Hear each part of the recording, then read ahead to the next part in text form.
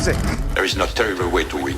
There is only winning. We won't be out long. Take your time. Track's all yours. You ready? The name on the middle of that steering wheel should tell you that I was born ready. Hit it. Attaboy. Let me drive. I will make a fool out of you. I got a message for all of them. Shake and bake. What does that do? Does that blow your mind? That just happened. These cars, you sit in a box, a coffin, gasoline all around you. It isn't like it being inside a bomb. It's tough enough being a girl on the track. Living in my dad's shadow doesn't help much. You have to be kind to the car. You feel the poor thing groaning underneath you. No race was ever won in the first corner. I'm gonna give you an engine, low to the ground, extra big oil pan will cut the wind from underneath you. That'll give you 30 to 40 more horsepower. Every one of us has to find a reason to do this. You do it because you're driven. Brakes are warm. Tires are warm. I'll work in the cars and I'll drive and I'll eat and sleep and I'll work in the cars and I'll drive. Damn fast, and when he runs so close together, it requires fantastic concentration and rather special skills. I was beginning to think I'd never be anything more than a piston-happy lead-foot punk. Then this starts to happen. If you're going to push a piece of machinery to the limit and expect it to hold together, you have to have some sense of where that limit is. Besides, the best drivers don't dwell on the future or the past. The best drivers focus only on the present. They could never have imagined it, those pioneers who invented the automobile, that it would possess us like this in our imaginations, our dreams. I'm gonna give you a fuel line that will hold an extra gallon of gas. I'm gonna shave half an inch off you and shape you like a bullet. Somebody put it in your mind you gotta be perfect every time out or you're a failure. Well, forget that. Just forget it. Racing is in my blood. I was put on this earth to race cars. I accept every time I get in my car. There's 20% chance I could die, and I can live with it, but not 1% more. No, Nicky, don't bring the percentages into this. Don't be a pro. The minute you do that, you kill what's good about this. You kill the sport. And at that speed, your reactions can barely keep up with these sudden changes in direction. You ready to put away your toys and grow up? You want me to work the pit and you drive? Fine, we'll try that. The car's a living, breathing thing, and she's alive. If any of us imagined, really imagined, what it would be like to go into a tree at 150 miles an hour, we would probably never get into the cars at all. None of us. Are you ready to become a real race car driver? I am just as good as anybody out there on that track, and I don't need anybody to win my races for me. I wish my daddy were alive to see this, to feel this. And when we get you prime, painted, and weighed, you'll be ready to go out on that racetrack. You hear me? You're gonna be perfect. You don't understand what happens, do you? They make 10,000 cars, they make them exactly the same way, and one or two of them turn out to be something special. Nobody knows why. When I won it was probably the last time I ever felt pure victory. So it has always seemed to me that to do something very dangerous requires a certain absence of imagination. Because I'm quicker than all of you. Soon you will know what it is like to be defeated by the hands of somebody who is truly better than you. The only thing to do here is to drive just as fast as you know how and hope your car doesn't break. And if you no longer go for a gap that exists, you're no longer a racing driver. If you ain't first, you're last. There's 40 other vultures out there who managed to finish the race on their tires. You see Darrell Waltrip using up his tires? There's nothing I can't do with a race car. Oh, hell, isn't that what we're in this for? To stare death in the face and to cheat it? Come on, there's nobility in that. It's like being knights. Sometimes you could swear the whole thing's falling to bits. No pressure, nobody breathing down my back, just driving because I left it pure. On the other hand, I suppose potential problems are in the back of your mind all the time. So in many ways, I feel responsible for what happened. And You were, but trust me, watching you win those races while I was fighting for my life, you were equally responsible for getting me back in the car. You're so lucky. You sit there all closed in by machinery and bolts, precise things. There's hardly any room for you. It must be a nice, safe feeling. You gotta learn to trust something. Might just as well be the seat of your pants. A lot of people go through life doing things badly. Racing is important to men who do it well. When you're racing, it's life. Anything that happens before or after, it's just waiting. Well, we can drive. We can drive beyond the limits of the tires, the engine, the car, anything else. look out there is the perfect lap. No mistakes, every gear change, every corner, perfect. You see it. I just hope when you do, that I'm there to see it. Ask any racer, any real racer. It don't matter if you win by an inch or a mile. Winning's winning. But it isn't just business, is it? What we do. It's passion, love, which is why we are prepared to risk our lives for it. Racing.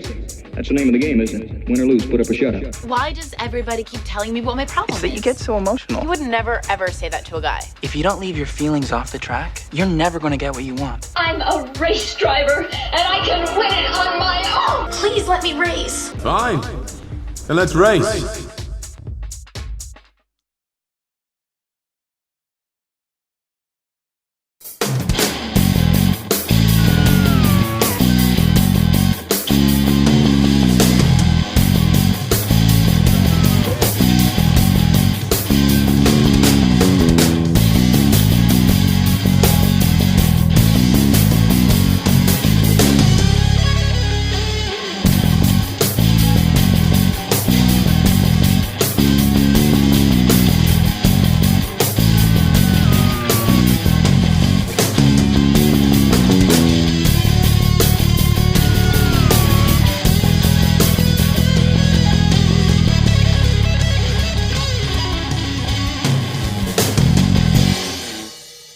Good morning, good afternoon, good evening, and once again, welcome back to the Grand Prix World Series.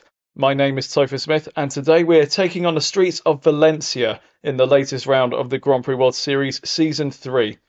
Heading into this one, it's getting very tight in the championships as we look towards the tail end of this season. A lot of points still to play for, but every single point will be just as important as all the rest. Looking at League 2 to start off with, heading into this one, it is Tatiana Calderon who leads the standings at 123 points in the Mascar Lola, ahead of the two Fonmetals of Pascal Wehrlein and Marcus Ericsson, both at 119 and 104 points respectively. Mick Schumacher, despite joining the season partway through, is up to 4th on 97 points. A very good campaign so far from the German, and he's getting himself right into the thick of this title fight. Brendan Hartley still just about holding on to the leading pack on 91 points in the Pacific, while there's a 30-point gap between him and Jack Aitken in 6th in the Force India. It looks like it will be any of those top 5 who come away with the top honours this season. Alexander Rossi is 7th in the Larousse, ahead of Kimia Sato in the Diamond 53. Sato, a race winner this season, but since then, results a bit harder to come by for the Japanese. Lucas Di Grassi and Gary Paffett also in the top 10. Paffett putting together a fine campaign so far since joining Ram Racing midway through the campaign. He's up to 43 points and could be a hot property for next season. In the team standings, Mascar Lola and Fonmetal well and truly lead the way on 230 and 223 points respectively. Those two surely will be getting promotion into League 1 next season. But the main question is who's going to join them. Pacific Grand Prix are on 115, 20 points ahead of Force India, with Dome, Zaxpeed and Ram Racing all in close proximity as well. Still a lot to play for there. Any of those 5 teams could still get promotion, along with Mascar Lola and Fonmetal. But I must reiterate, nothing is official just yet. Still plenty to play for. Larousse are on 62 ahead of Andrea Moda and Scuderia Coloni, rounding out the top 10. And then Carlin, Damsviant and Riel are at the bottom of the League 2 team standings. They will be looking forward to get themselves back up towards a sharp end in Season 4, I'm sure. But for now, we're going to look towards the grid for today's Valencia Grand Prix, starting with League 2. And it's Marcus Ericsson who leads a Fonmetal 1-2 here, ahead of a Mastercard Lola 3-4. Calderon, our championship leader, 3rd, while Mick Schumacher 0.8 of a second away from the leading time of Marcus Ericsson. And they will have to play catch-up during the race today. Gary Paffett 5th in the Ram, ahead of Raffaele Marcello in the Force India. Oliver Rowland 7th for the Zaxpeeds, a bit of a return to form for the Brits here today. While Jaime Alguersuari put in a fine performance in the Colony to move his car into P8. Sergio Sete Cameron 9th in the Pacific, and Alan McNish rounding out the top 10 in his Ram. Christian Lundgaard will be 11th in the second Scuderia Colony, ahead of Kimia Sato, Jack Aitken and Brendan Hartley, one of our championship contenders, once again not having a great qualifying session. His race pace has been absolutely unquestionable this season, but qualifying leaving a lot to be desired for the Kiwi at the moment. Mirko Bortolotti will be 15th and Damsviant, ahead of Takuma Sato in a Dome. Callum Ilot's one of his better qualifyings this season as he lines up 17th, alongside his countryman Mike Conway in the Real. Fabio Lima and Lucas Di Grassi will be 19th and 20th, while nearer the back, Andre Lotterer and Jake Dennis will share a row between them, ahead of Alexander Rossi, Dan Ticktum, Luciano Bicetta, and Nelson Piquet Jr. will be bringing up the rear today, having picked up a back of the grid penalty last time out in Panonia. Well, that is your grid for today's League 2 Valencia Grand Prix. Let's not waste any more time, let's get down to the trackside, and to take you through the action once again, it's Tom Cairns. We arrive on the streets of Valencia for the first time. Can the Fomitels get away very well and lead to a 1-2 and reclaim the lead in the team's championship in League 2? The 5 red lights are coming on now. When they go out, we'll be racing in Spain for the first time. It's lights out, and away we go. It's a brilliant start there by Marcus Ericsson with Pascal Wehrlein trying to give chase. But look at the Master on Lolas surrounding him and going up into second and third places. Calderon ahead of Schumacher and Wehrlein. Cracking start there from the race winner of last time out in Panonia, Tatiana Calderon. She's in second place behind the pole sitter Marcus Ericsson. A little bit of a gridlock there at the back, but they all seem to get through the first couple of corners safe and sound as Dan Titsum getting ahead there of one of the Dance Viant cars. But it's Marcus Ericsson who's in the race league. Tatiana Calderon is second. It's Mick Schumacher. Pascal Wehrlein's in fourth place as we watch Sergio Sette Camera trying to make a move on Oliver Rowland down into the right-hander before they go over the bridge, but it didn't quite come off there, and he's having to settle in ninth place behind the Zach Speed. So it's Ericsson, Calderon, Schumacher, Wehrlein, August Suarez who's in fifth place in the Coloni, had a Gary Paffett, Rafael Marciello, Oliver Rowland, Sergio Sette Camera, and Kamir Sato as we see Pascal Wehrlein getting through on Mick Schumacher. Wehrlein redeeming himself after a poor start to put himself back up into the podium places, sandwiched in between the two Mastercard Lola cars. Now they're coming around to complete the first lap, or coming towards the second sectors. We see Sette Camera, who's just been overtaken by the dome of Kamir Sato, and now he's about to lose another position, this time to the Ram of Alan McNish. Sette Camera going back down a couple of positions there. Outside the points now is the Brazilian. So we are coming around the last corner then to complete the first lap of this Valencia street circuit. McNish holding off the Pacific of Sette Camera. You can see a fast lap being posted there by Marcus Ericsson, but that lap time will come down in the coming laps. And we are seeing an engine problem, and it's Tatiana Calderon in the Mastercard Lola. It's her first mechanical retirement of the season, and that's a body blow to Mastercard Lola's hopes in the team's championship. And Calderon is going to be out of the race after only one lap of this one. And that's great news for Fomittel and for Ewan Gale, but for Marcus Johansson, it's one less car for him to focus on in this race. And Calderon is going to be pulling off the track in a moment here, but she needs to be very careful that she does not take out another driver as she is pulling off the track. She'll probably do so at the end of this back straight, because there is a runoff area around this particular part of the racetrack. What a shame there for the championship leader in League 2. And she's due to pull off the circuit in a moment. She's got Sergio Sette Camera right behind her.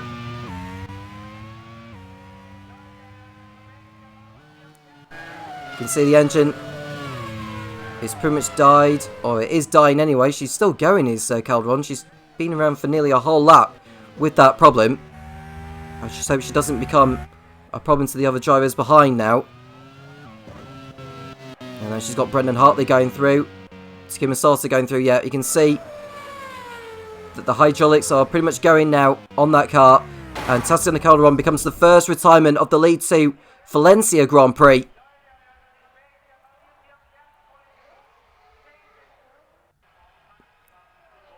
Now Mick Schumacher is in third place. He's got Pascal Wehrlein ahead of him. It's now a Fomittel 1 and 2.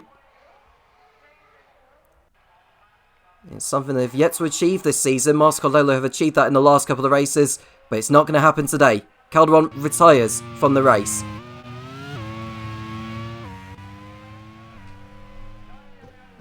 We're watching Christian Lundgaard, who's ahead of Mirko Bortolotti, just behind Kim Sato. And now we go back to the Fomitels, who are running 1 and 2.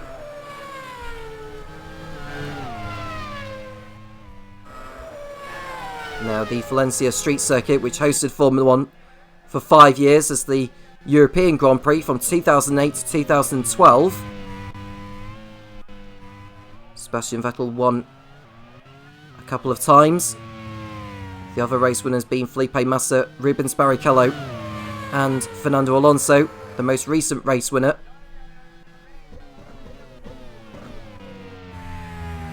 There are 25 turns in total on this circuit.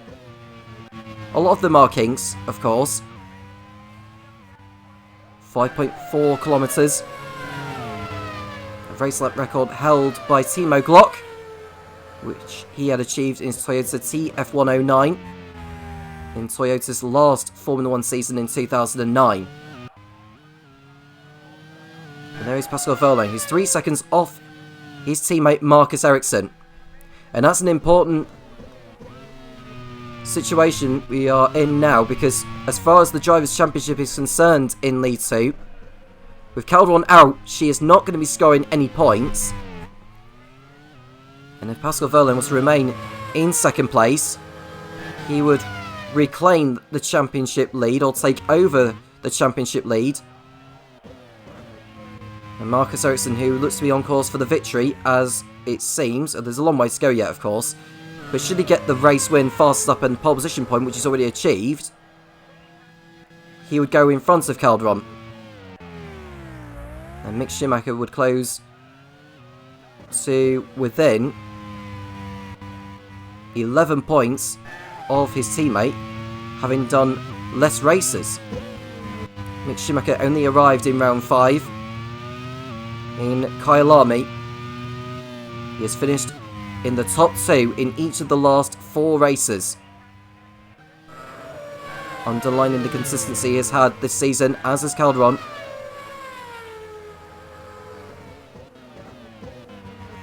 And with Calderon out, it's unlikely that Mastercard Lola are going to be leaving Valencia with the championship lead. They're still very much on course for promotion. It's a matter of when they'll achieve it. It won't happen today, of course.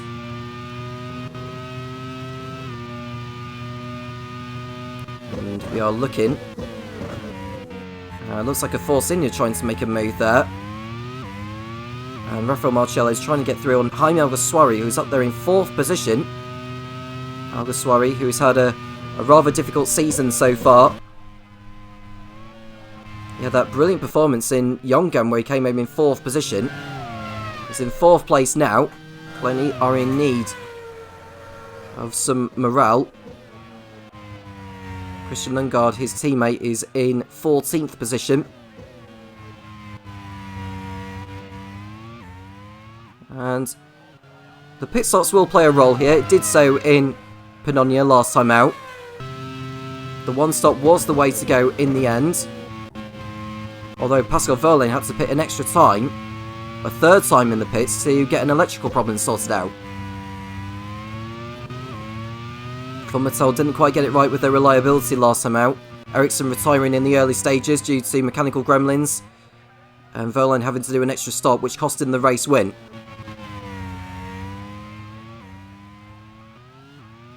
The tables seem to turn here in Valencia, with Mastercard Lola on the wrong end of these problems.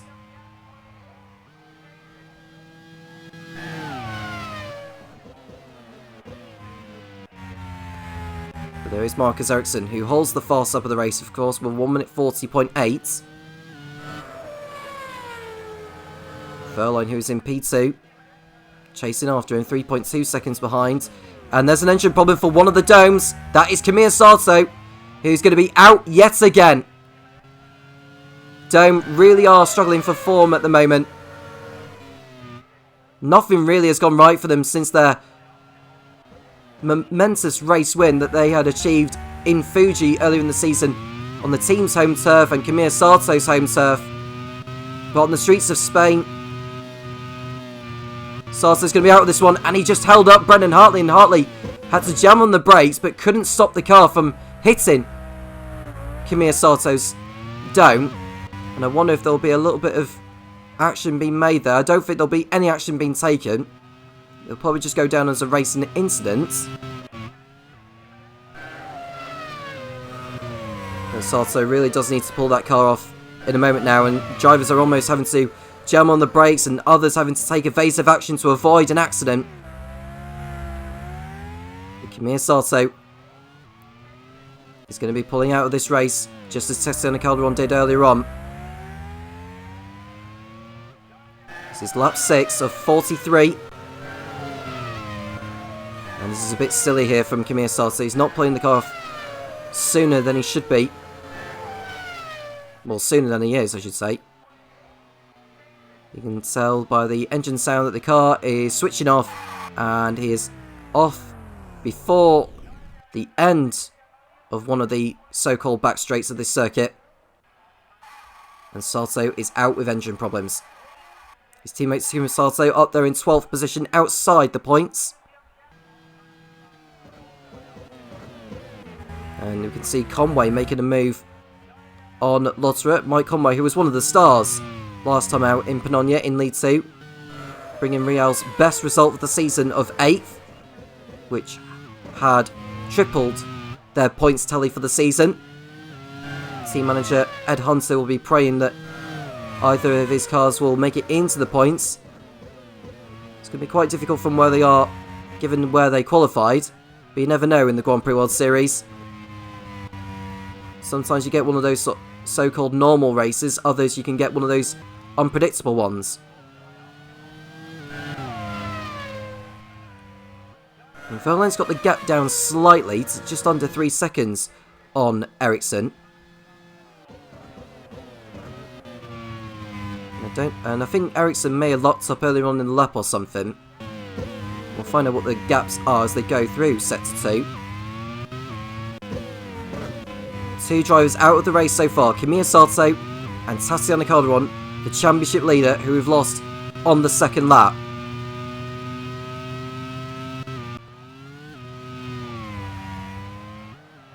Go back to Ericsson, and the gap is, by the looks of it, 2.8 seconds. So they come around to complete the lap. And there is the problem for Ericsson. That explains why he's had that drop in pace. He's come into the pits at the end of lap 7 with a throttle issue. Not convenient for Von Mattel by any means. Pascal Wehrlein takes over leadership in this race. Mick Schumacher goes up into 2nd place, and Jaime Alguersuari in the Coloni is up to 3rd. For Marcus Ericsson, that pit stop was not convenient at all. Where is he going to filter back out then? He's in what looks like 13th place. He might have gone down another position as he exits the pit lane. We'll go back to the classification in a moment. He's down in 13th place behind Christian Lundgaard. He'll probably have to do another pit stop later on in the event. I didn't quite pick up on what his fuel gauge was because I was focusing too much on the issue of which he came into the pits for. I think it looks like he was going to do maybe the one stop in this race. But now it looks like he's going to need to make a second stop later in this one. Well, it's good news for Mastercard Lola, as Mick Schumacher is in 2nd place now as we look at a replay, and Rafael Marcello has got through on Jaime Alguersuari for 3rd position. Ed Spencer will be happy with this one, with Marcello, who's been in brilliant form in recent races. He's finished in the points in the last 4 rounds. And we go back to Mick Schumacher. He's nearly 8 seconds off the lead.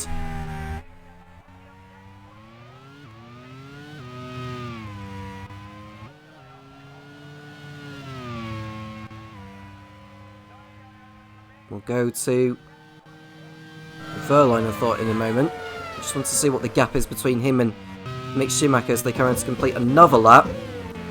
We look at Alexander Rossi, who's running in 21st place. He's been off the pace in qualifying. Now, he retired in the closing stages, but completed enough laps in Panonia to be classified as a finisher.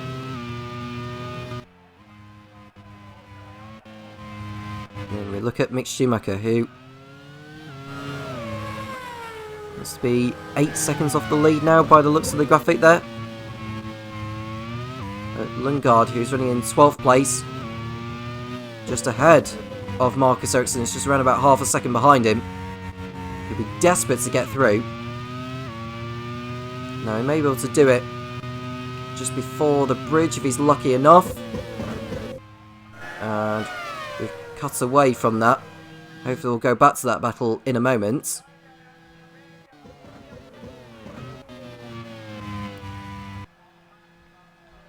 We are seeing Alan McNish in the ramp. He's having a good race so far, making his way through the field ahead of Oliver Rowland, and that's good enough to put him up into 6th place behind his teammate Gary Puffett.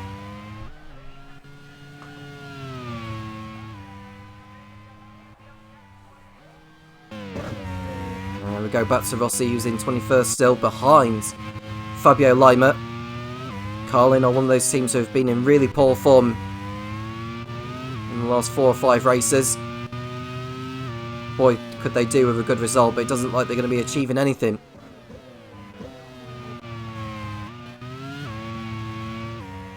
And Ericsson is through on Lundgaard, for your information. He's up into 12th place.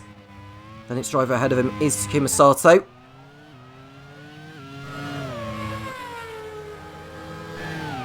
Now Pascal Wehrlein, who's already won 2 races this season.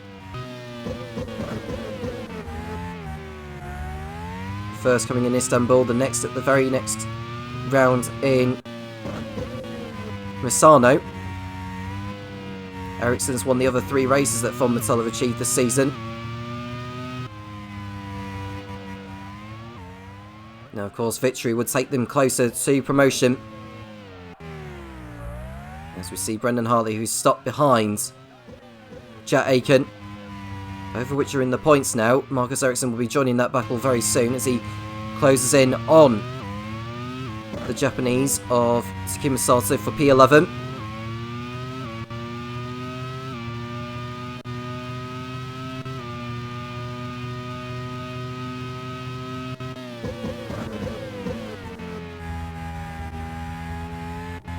You can see Mick Schumacher running in 2nd place.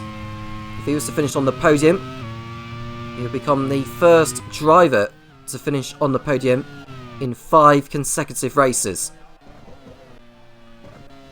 And Lucas Di Grassi is nursing an issue in the sack speed, and he's going to be pulling out of this race. The Brazilian, who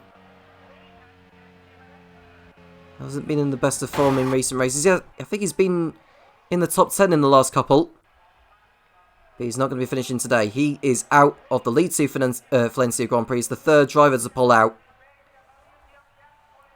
And judging by the way he's slowed down, it looks like a gearbox issue of which he is encountered. And the car is still crawling forward, but hopefully the barrier will stop it from moving there. And Di Grassi will be pushed away by the marshals. And it is a gearbox problem for the Brazilian.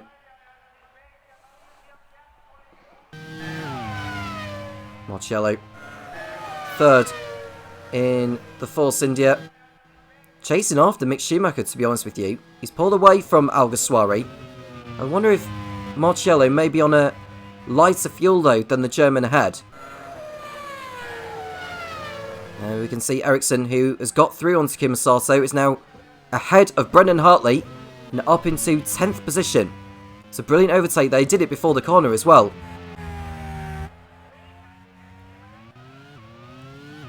There's Mick Schumacher, 3.5 seconds clear of the Italian Raffaele Marcello.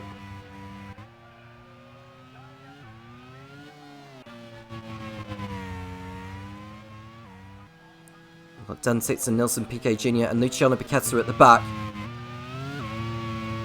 23 still running. We're on lap 12. We're past the quarter-way mark of this one. Wehrlein doing everything right so far.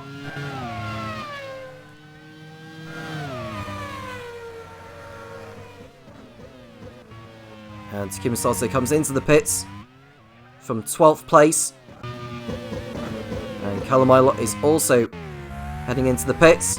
As we see Marcus Ericsson going up another position ahead of Jack Aiken. That's good enough to move him up into 9th place.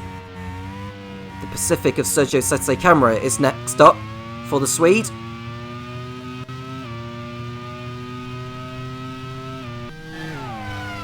Now with the positions as they are, there's still some way to go yet in this race with all the pit stops that can change things.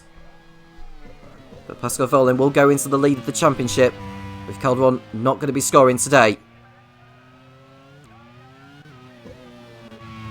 And Mick Schumacher will go up into 3rd place ahead of Ericsson.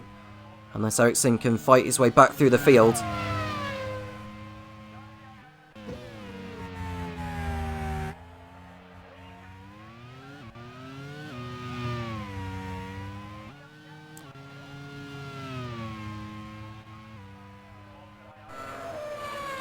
Now, will Verline be doing the one stop or will he be doing the two? That's a question we won't know as of yet.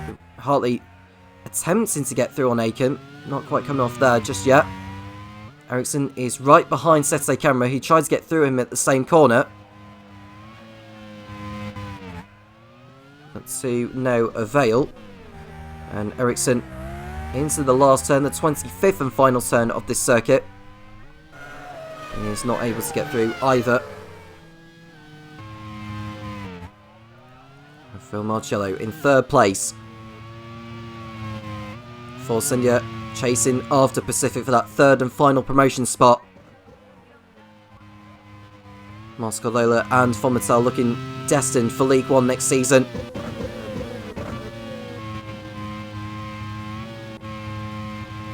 The third and final promotion spot is likely to go down to the last race at Laguna Seca.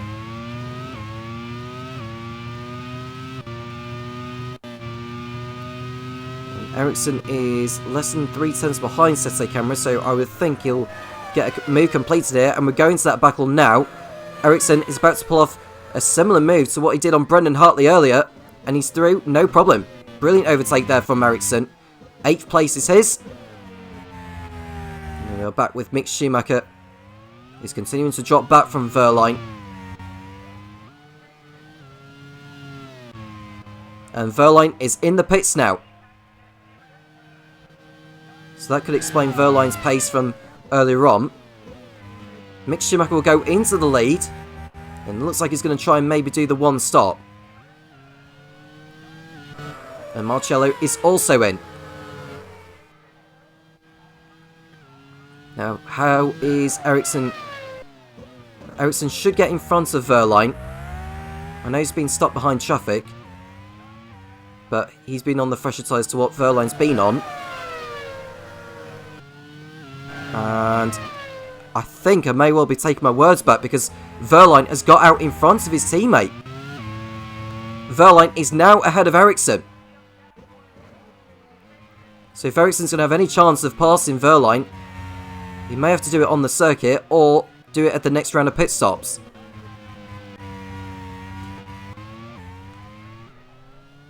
Now Ericsson will be looking to get through on Sete Camera very, very quickly.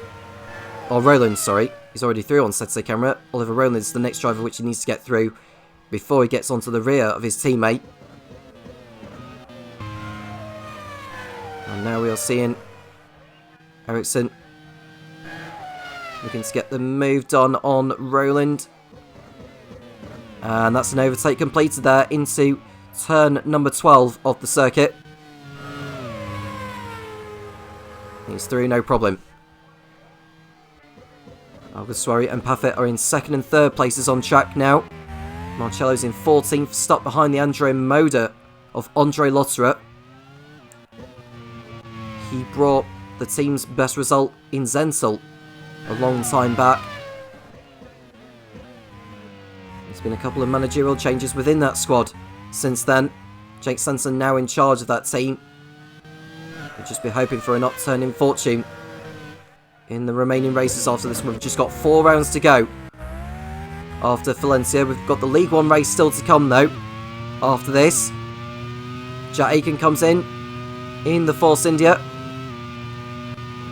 He'll fall out of the top 15 as Mike Conway also heads for the pits.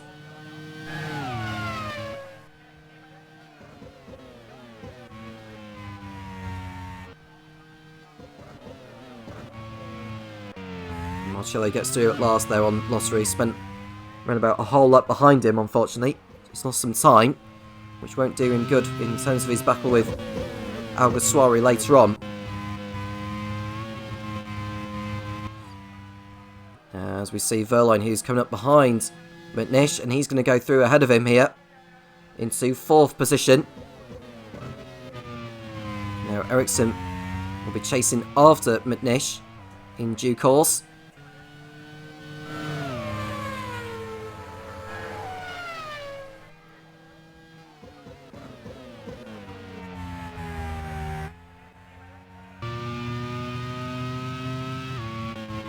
And we are seeing Oliver Irland being overtaken rather easily there by the Pacific of Sergio Sette Camera. And he's got a problem, in fact. And Oliver Irland is going to be joining his teammate Lucas Di Grassi on the sidelines. So Mike Smith is going to be leading Valencia with neither of his cars finishing the race. It's another non-finish, unfortunately, for Oliver Rowland. He joins his teammate on the sidelines in the exact same spot as where Di Grassi had pulled off. And the marshal should be able to pull that away. It's an oil leak this time for the Sac Speed pilot. And it's a body blow to the team's hopes for promotion as well. They've got quite a bit of catching up to do with Pacific and Force India in good form as well. As are Ram.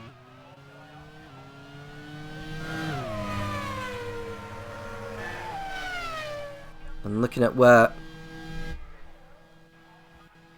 they are in the stand in Sac Speed, they're going to be falling too far away, I think. So they need to claw it back in the remaining races if they're still going to have any form of chance of sealing promotion in the season finale at Laguna Seca, because that is likely to be where the third and final promotion spot is going to be decided at. Now Ram, if they can get maybe a 5th and 6th place, if not better, they would go in front of Sac Speed and Dome. And depending on where Force India end up, they may just be at the very minimum close to them. There's Alguersuari on home turf coming into the pits from 2nd position. That will allow Gary Paffett to go through unless Paffett decides that he's also heading for the pits. Nope, he's staying out there for another tour. He's got Pascal Wehrlein coming up behind him.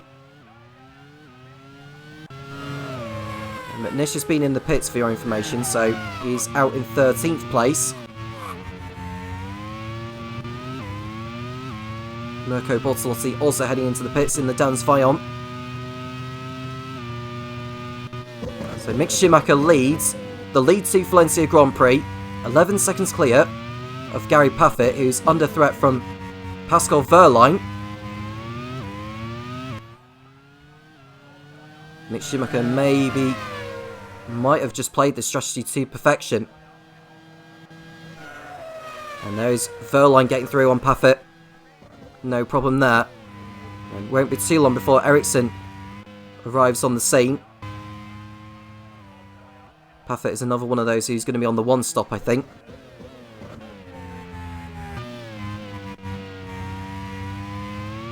Jack Aiken in 14th behind Takuma Sato. As they come out of turn number 10 and through the kink of 11. And Aiken, I think, will be on the inside of Takuma into turn 12, and he's through ahead of the Dome at last.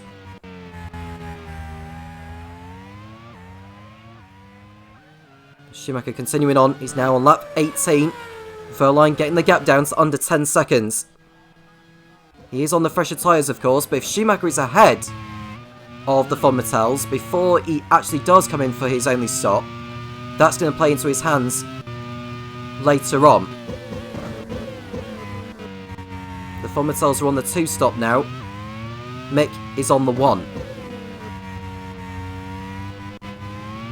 It'll be interesting to see how much time Wehrlein takes out of Schumacher's margin. He's already taken around about 6/10 in Sector 1 alone. I think you can gain so much on fresher tyres. You can see Paffett, who will have Ericsson for company in a moment.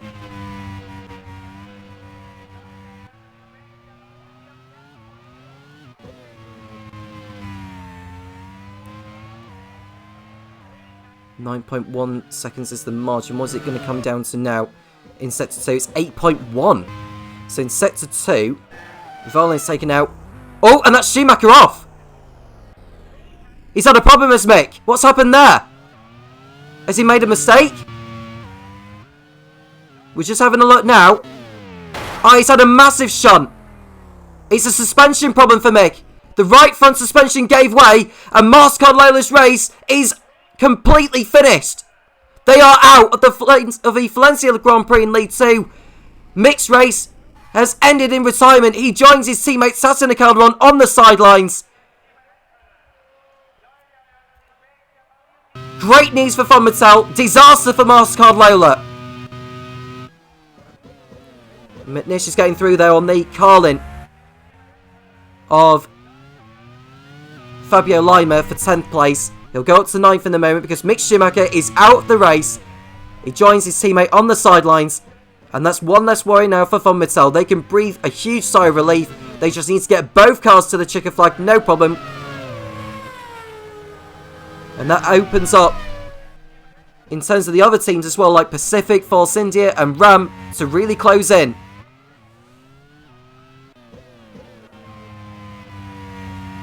Ericsson will be breathing a huge sigh of relief himself, actually, with Calderon and Schumacher both out before half race distance.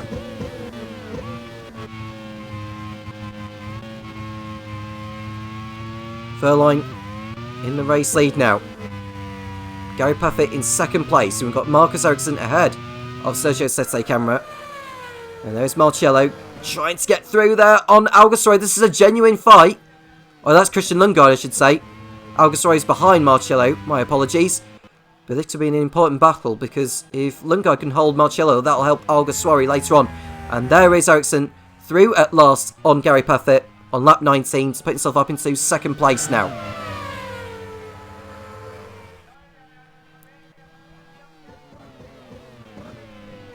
Now Paffett will be in the pits in a few laps' time for his only stop of the race. 5 drivers out of the race now as Paffett comes in for his first stop. Both MasterCard Lolas, both Sax Speeds, and the dome of Kimi Sato. Now where is Paffett going to filter back out here? This is really important that he gets out in some clear air. But it looks like he's going to... Can he get out in front of Lotterer maybe? I don't think he will, to be honest with you, although I could be wrong.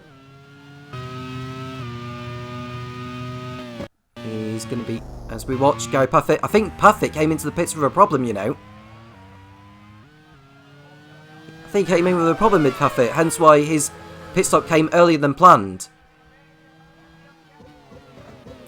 But we're seeing a replay of an overtake from Rafael Marcello on Christian Lundgaard, and that's good enough to move him up into what is now 4th place on track. Sergio Sette Camera in 3rd position for Sax Speed. Not for Sax Speed, Pacific. Paffett in 10th now behind Lima. As we're seeing Aiken, who's stopped behind Nelson Piquet Jr. And Ericsson's just going through the corners there. And it doesn't sound like he's having any form of problem there, so he's just doing his best to catch up to his teammate Verline. As we see Lotterer is running in P7, albeit temporarily, because McNish has got through on the German. And Paffett is through on Lima very quickly. Into 9th place he goes. And we can see Alguersuari, who's been let through by Lundgaard for 5th place. Colonia have a good race for once. And you can see Verline in the lead. 8.7 clear of Ericsson. He's responding to the gap. And I don't think it'll be too long before Ericsson comes in for his second stop. And it's vitally important he gets out in some trap position to try and complete an undercut as we see Takuma Sato nearly getting out of shape though in the last few corners of the lap. He's stuck behind Nelson Piquet Jr. And here's the battle for 3rd place as Marcello looking to get up the inside of Sette Camera. Stays behind for now, but the next part of the course after the bridge is where I think we're going to see the overtake being done here. Marcello, can he go to the left-hand side? He does so. Is he through? He's not, is Marcello. Sets the camera defending for all he can. And that's going to help Alguersuari as well. Battle for the third and final podium position in this place is very much up for grabs now.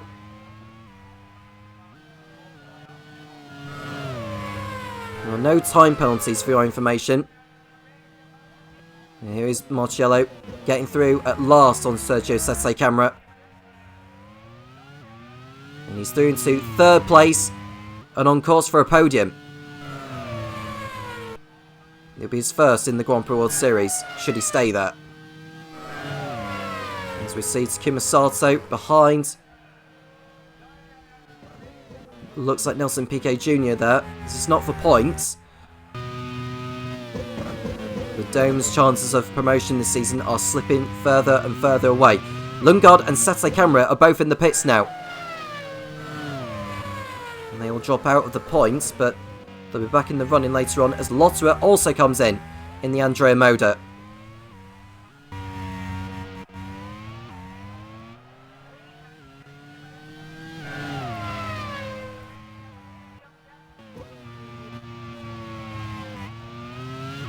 And there's Hartley, who's now behind Fabio Lima, who's yet to stop in this race.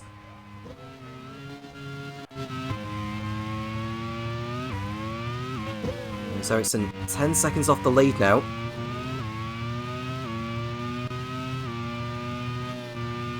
They may decide to head for the pits at the end of this lap.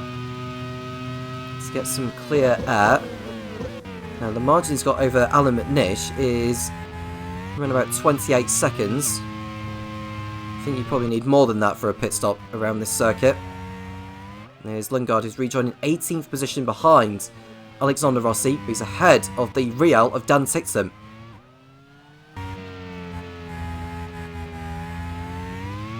Now with the Fomitels looking like they're going to be achieving a 1-2 finish. If it was to remain as it is, they'll go back ahead of MasterCard Layla in the Teams Championship. If they were to get maximum points, they'll go on to 268. With Force India looking like they're going to get a podium and 7th place, although there's still some pit stop activity still to come.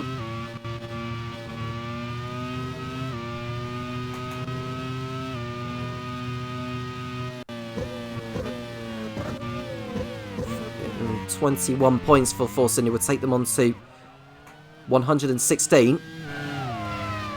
The gap would be, in total, it would be 152, as we see Hartley getting through on Lima.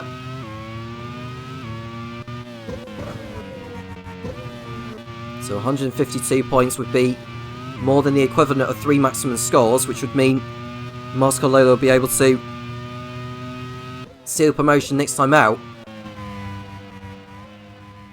in Buenos Aires.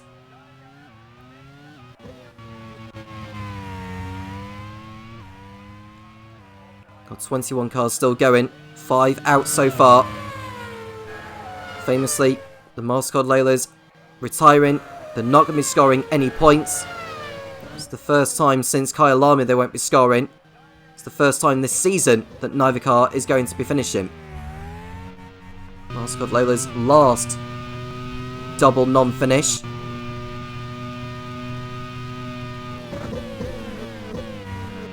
have to go back to round 4 of season 2, which was in Yongam.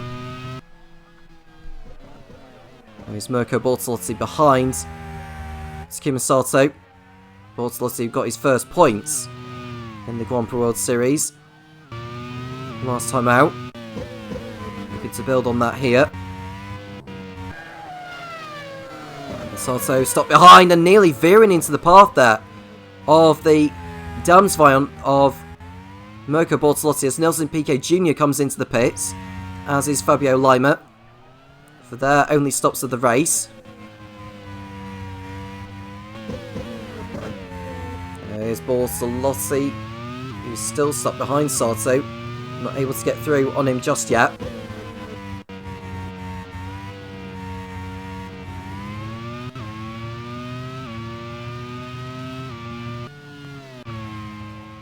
I go to Verline.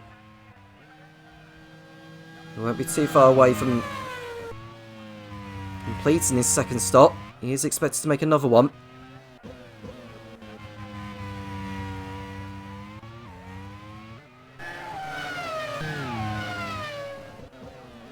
Here's Ericsson in second place. Behind Verline, who's now over 13 seconds clear. There's Sergio Sette Camera overtaking Jake Dennis for 13th place on track. This has been one of his best races of the season for Sergio Sette Camera in the Pacific. This has probably been their best race since the opening round in Malaysia where Brendan Hartley had won.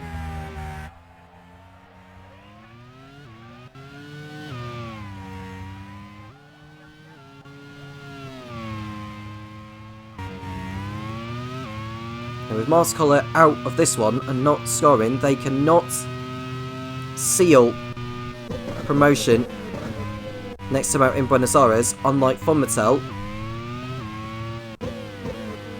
Although it may well be mathematically possible, but where Force India are in this one, as well as Ram, who are looking to be scoring quite heavy today, it's unlikely that Mastercolor will seal promotion in Buenos Aires or even have the chance.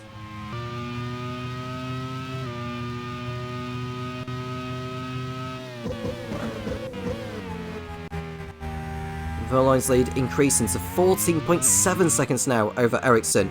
As Sette Camera locks up into turn number 8. We're getting away with it.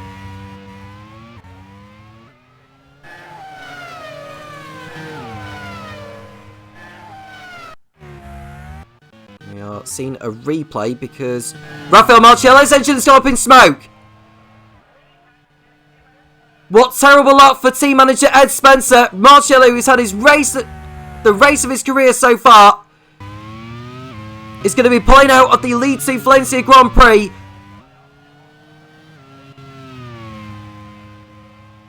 A severe dent to their hopes of promotion. Marciello retires from the race after being in third place for so long. He completes the lap, but he won't get to the end. Alguersuari goes through into third place for Coloni. And Alan McNish is also out of the race. And he's also encountered engine problems as well. So he's out of everyone's way. The marshal comes to retrieve the Ram. But there'll be another car for the for the marshals to take off. Marciello pulls off at turn 2. Out of the race with problems. It was a water leak for McNish, for Marciello, who crashed into the barrier as he went off the circuit. But that won't matter now anyway. The engine's already died. The engine had already died.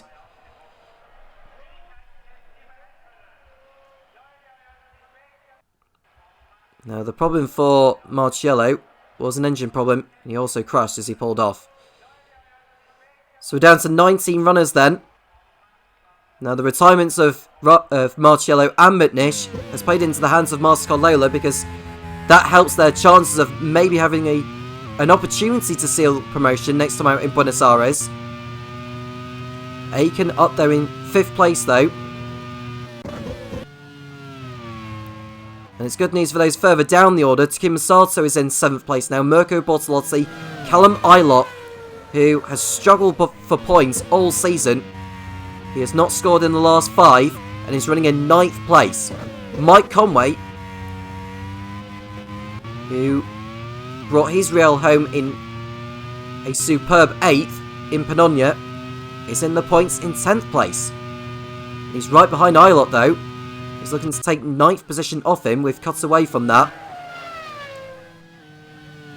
Mike Conway, in fact, has just been overtaken by Sergio Sette Camera.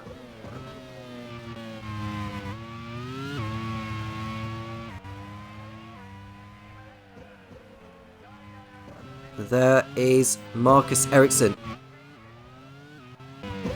Still in 2nd place behind Verline. We see Mirko Bortolotti.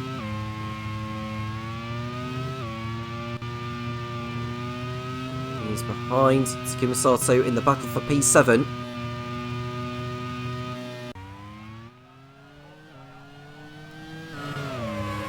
There is Ericsson. Mike Conway's down to 11th place now behind Sete Camera. But you never know, with how this race has been going so far, with the retirements we have had, a lot can still change from here on in. We saw what happened to the Mastercard Laylas, we saw what happened to Rafael Marcello, we saw what happened to Alan McNish, we saw what happened to the Zach Speeds. Anything can happen from now until the checker flag. We've still got another race to come as well in League One. Important race to keep an eye on, with the Drivers' Championship still at stake, the Teams' Championship still at stake, involving multiple teams, and of course the battle for survival. The top 3 teams go up to League 1 from League 2, and vice versa in League 1. The bottom 3 teams at the end of the season will go down to League 2 for Season 4. So José Camara is about to complete another overtake, this time on Callum Ilott in the LaRousse. That's good enough for the Brazilian to move up into P9. He's got another 3 seconds to make up on Mirko Bortolotti ahead. And Bortolotti up the inside of Takuma Sato, and the Italian's race is going from strength to strength up into 7th place. Goes the Dans Vion. That's going to please Phil Kinch, the team manager.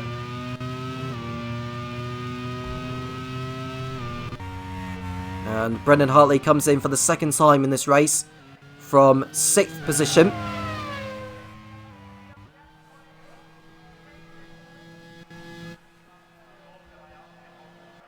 And there is your second place man, Marcus Ericsson. He was in the lead of the race before electrical problems meant he came in for his first stop prematurely, and he found himself back into the thick of the action, and losing ground to his teammate Pascal Verlaine, who pitted later on. He was able to keep hold of the lead since then. Until now, of course, because Verlaine is into the pits for his second stop. Ericsson, I think, is going to be due in for another stop unless he tries to go to the end. But Verlaine's going to be on much fresher tyres than the Swede, so I think Verlaine has pretty much got this one sewn up. As we go back to Christian Lundgaard, who completes an overtake on Mike Conway for 10th place. Verlaine will rejoin in second, ahead of Jaime Alguersuari.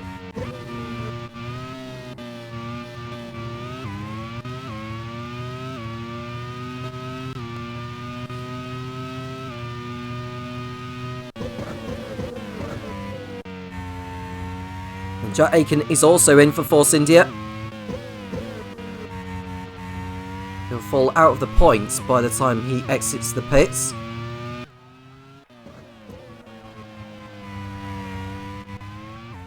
There is Verlaine chasing after his teammate now. Takuma Sato also heads for the pits.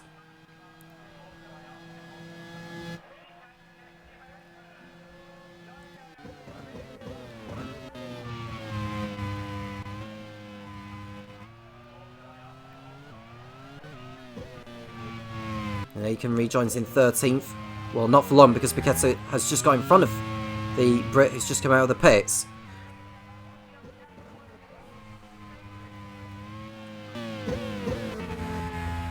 See Verlaine, who's 7 seconds off the lead. He'll have the chance to go for the fastest lap now that he's on the fresher tyres. We'll look to see what Marcus Ericsson decides to do here. And Ericsson in fact comes in. So he knows that he's not going to be able to go to the end with the fuel that he has.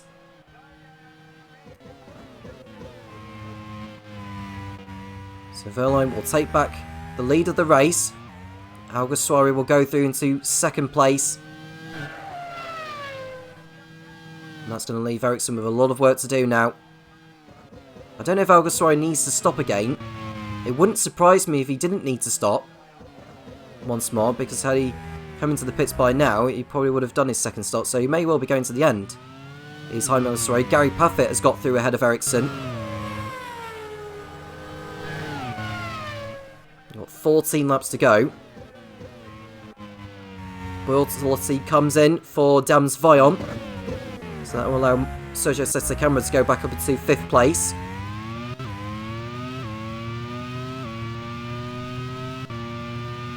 And Dan Tixon also heading for pit road in the Real. I haven't spoken too much about Dan Tixon today. What a job Jaime Alguersuari has done in this race.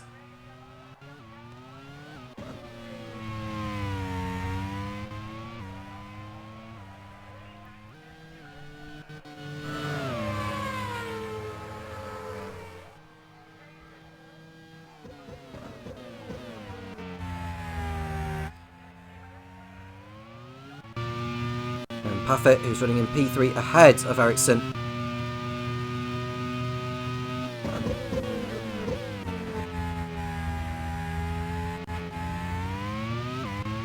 Ericsson needs to get through on Paffett. He won't catch Furline unless Furline has a repeat of what he had in Panonia, where electrical problems had forced him into the pits for a 3rd time.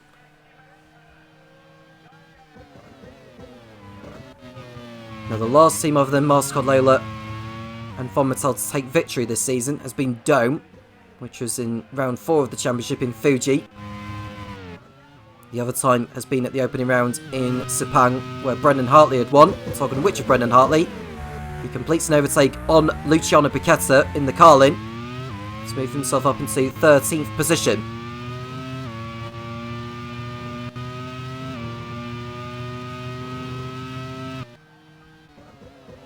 Paffett is still ahead of Ericsson as they come out of turns 8 and 9, and now 10. It won't be too long before he gets onto the rear of the Ram. And the Ram are only down to 1 car in this one, McNish retiring earlier on in the race as Ericsson gets through on the Ram. And the result is no surprise whatsoever. Ericsson is through into 3rd place. He's got less than 14 seconds to make up on the Coloni of Jaime Alguersuari.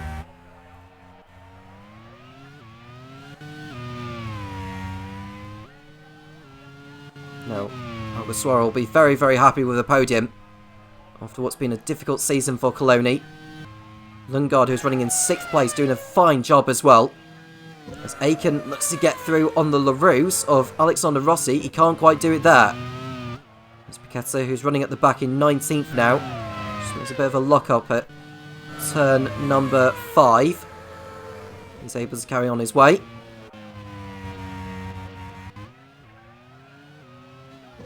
We haven't got too long left in this race. We've just got 12 laps remaining. All the pit stops are very much completed now.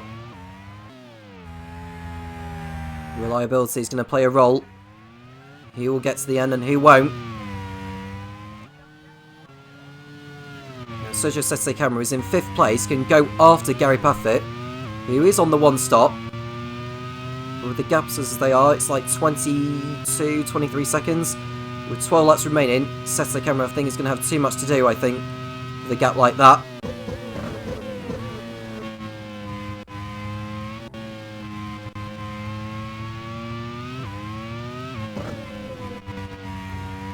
Lundgaard, who's running in 6th place. This will be Coloni's best result of the season. 2nd and 6th, if they were to remain there. They finished at 4th and 5th in Yongam earlier in the season. Now, if they were to get a good haul of points here with 2nd and 6th, that would give them 26 points. They'll take their total onto 65, and they'll go in front of Andrea Moda as it stands.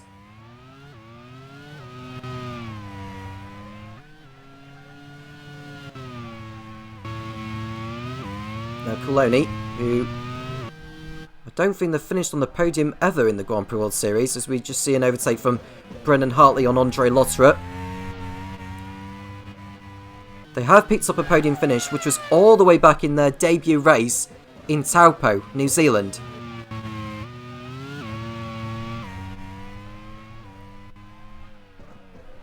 And the driver that finished on the podium that day was Alan McNish.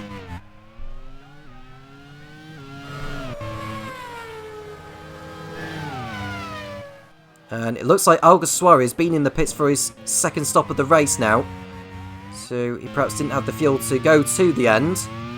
And Callum Ilott is also heading for the pits in the LaRousse. So I don't know whether it's unlikely that Alguersuari will get a podium out of this. He's on the fresher tyres to what Paffett is on. So that will give him a chance to actually take the fight to Paffett, although he's 14 seconds off him. So we'll have to hope for a mistake or reliability from those ahead to help him go back up.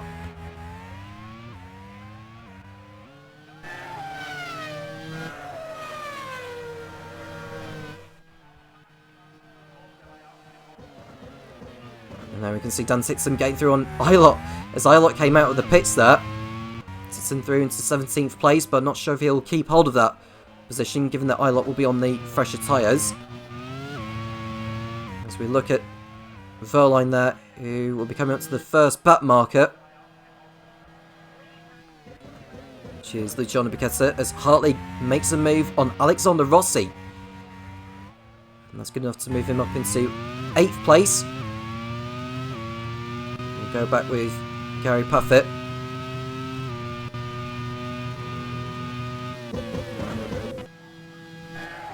As Ilott pulls alongside Dan Tixon, in 17th place goes to the Brit as he looks to pick up his first points in a long time. The last time Callum Ilott finished in the points was in round number 6, which was in Istanbul. Only 4 points to his name all season with Callum Ilott. And now his teammate Alexander Rossi is needing to come into the pits, and he'll fall out of the points. That promotes Fabio Lima up into the final points paying position. There you can see Gary Paffett is running in 3rd place.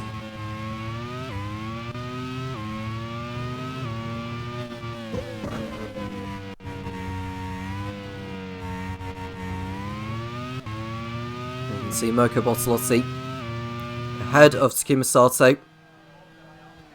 The Dams Viant cars are 11th and 12th. As we see Luciano Becchetta. Was that an overtake he just pulled off there on Alexander Rossi? I think it was, as Rossi came out of the pits. And Rossi's going to be lapped by Pascal Verline in a moment.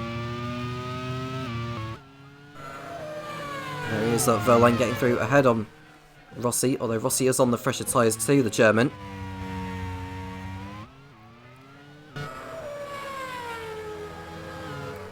Now we see Paffett in 3rd place, continuing to drop back from Ericsson. Now the gap between Paffett and Alguersuari is just under 10 seconds. Now with 9 laps to go, can Alguersuari recover and take the final podium position away from the Ram of Gary Paffett?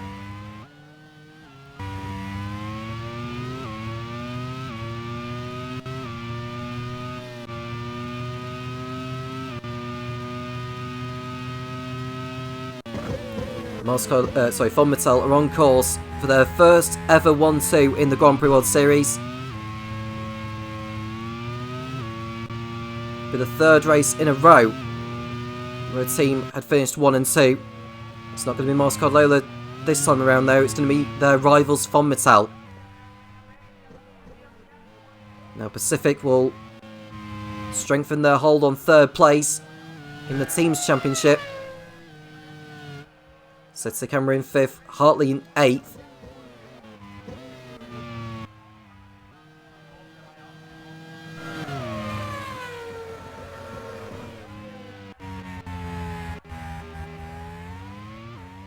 Now that would give Pacific 14 championship points. Forcinia on course for 6. Dome aren't going to be scoring anything, neither are Zack Speed. Ram look to be on course for 15 championship points, which will see them move in front of Zack Speed.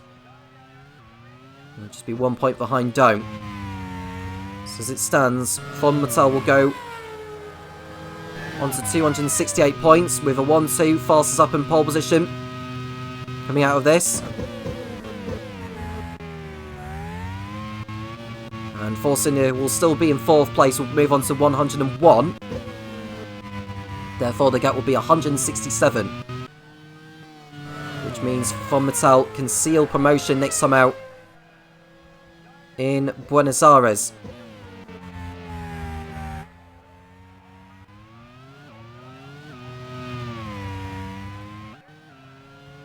Now, what Von Mattel would need to do is hope that Force India don't score any more than 32 points than them in Buenos Aires, which is very unlikely to happen. But there's still some time left in the race. We've got 7 laps to go in the Lead 2 Valencia Grand Prix.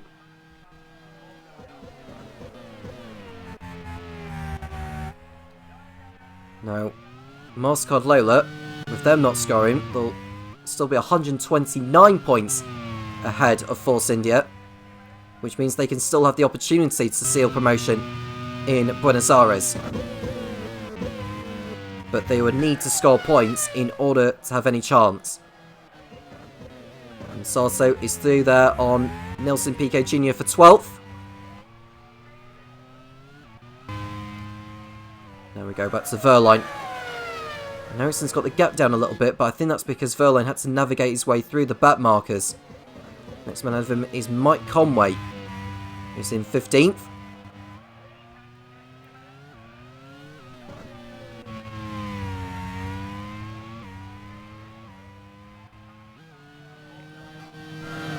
Ewan Gale will just be praying for his cars to get to the end of this race now.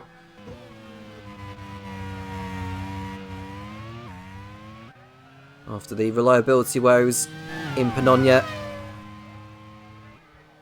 and in Hockenheim as well.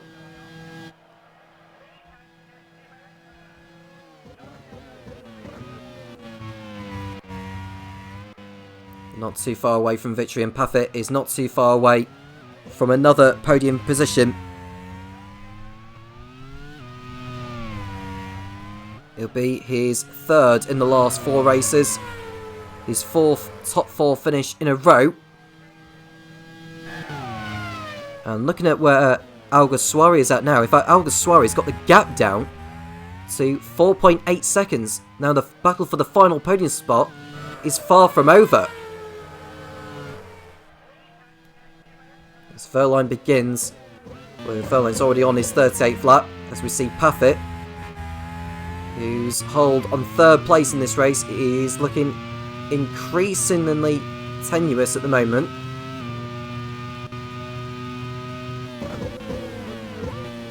The gap between him and Alguersuari has come down to 4 seconds.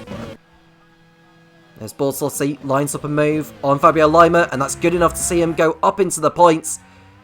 Now Carlin's hopes of a point coming out of this one is pretty much dashed. They haven't scored in the last 4 races of Perry Brown's team. I think they're just setting their sights on next season to see if they do improve on their debut campaign. 27 points they have. But it looks like it's going to be 5 races without a point for them. Now Coloni on course for 4th and 6th. I'd give him 22 championship points. No, 20 points I should say, because Villengod's got 8 points coming his way. Alguersuari with 12. I'll give them 20 points. They will tie with Andrea Moda. Andrea Moda will still be ahead on countback because of Lotterer's 2nd place finish in Zental. The gap between Paffett and Alguersuari is down to 3 seconds. You can see the pair in your picture.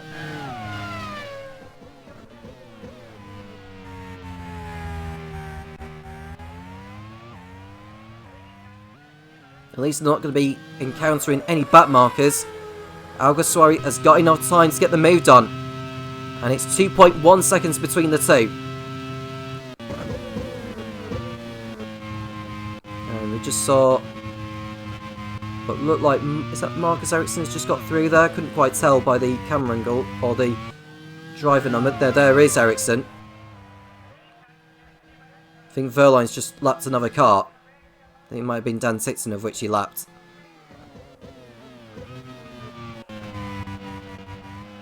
Not far from the end of this now, as Sato looks to try and get through on Fabio Lima and try and salvage something from this race for Dome. David Young will not be happy with this one, but it is what it is. The upgrade window does open after this round, so it's another opportunity for the team managers to put their budget into either engine power or reliability.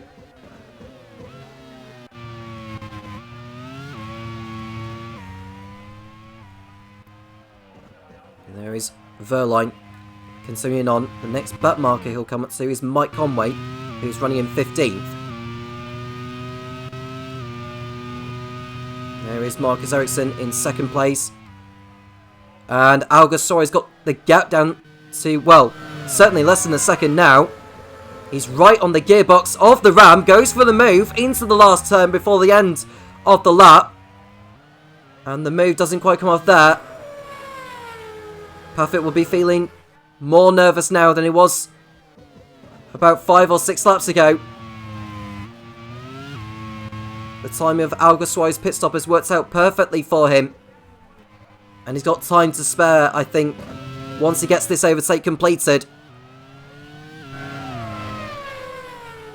Now, can he do it into the next corner? As Sete Camara's come into the pits, he's got a problem as the Brazilian in the Pacific. That is not a scheduled pit stop. Sergio Sete Camara, on course for a top 5 finish, has had to come into the pits and he's going to fall out of the points. What a shame there for Pacific. It's good news for Force India because Jack Aiken is going to be on course for another couple of points. But what rotten luck for Kevin McMullen.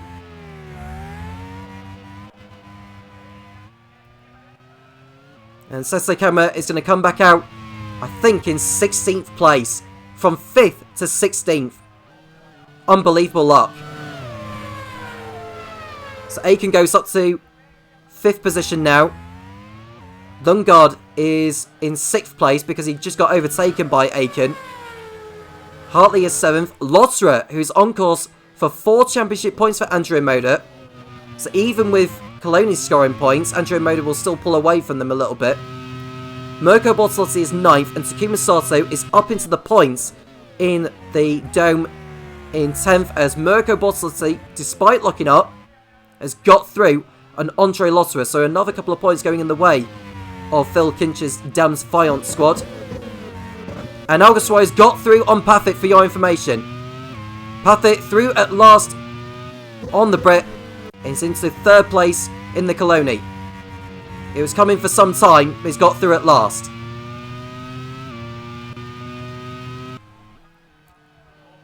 As we see Verline putting a lap on Eilert, and he'll shortly be putting a lap on Sete Camara, who is chasing after Mike Conway.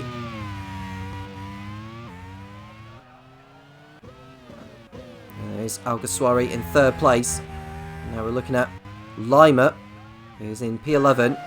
He'll be hoping for another car to drop out in the remaining laps.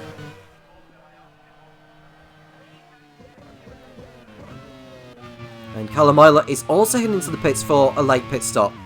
He's pit stop an issue as well. He'll fall down to last place.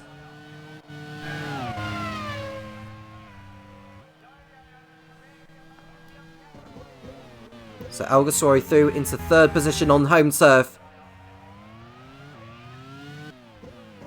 And there is Sato behind Lotterer. Are we going to be seeing another change in position in the closing stages?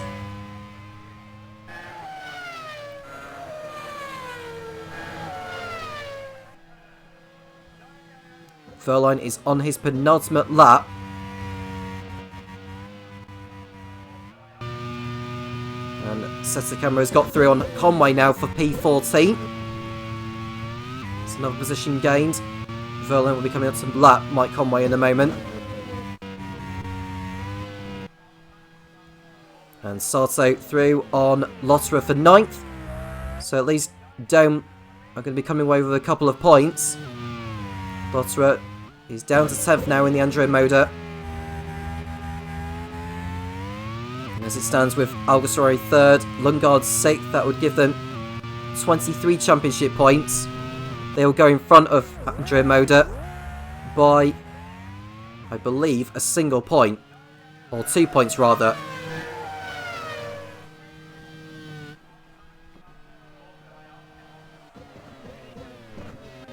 "20 seconds is the margin between Verline and Ericsson." That's because Verline's continuing to make his way through back markers. But he's on his final lap now. Here's the German. He's about to take his 3rd victory of the campaign. Von Mattel's 6th. Which will give them the lead once again in the team's championship with 4 rounds to go. And the opportunity to seal promotion next time out in Buenos Aires.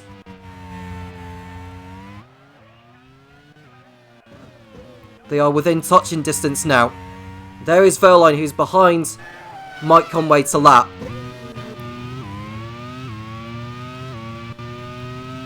Where we're looking at Marcus Ericsson, who's running in 2nd. Happy to bounce back after a couple of non-finishes. And Pascal Verlaine will take over the lead in the League 2 Drivers' Championship as we see Brendan Hartley getting through and Christian Lundgaard on the penultimate lap. And he is through into 6th position. Which is still Alguersuari for a moment. But here is Pascal Verlaine, who's on his final lap and he's about to take a convincing victory here on the streets of Valencia. No mechanical gremlins this time. No mistakes from the German.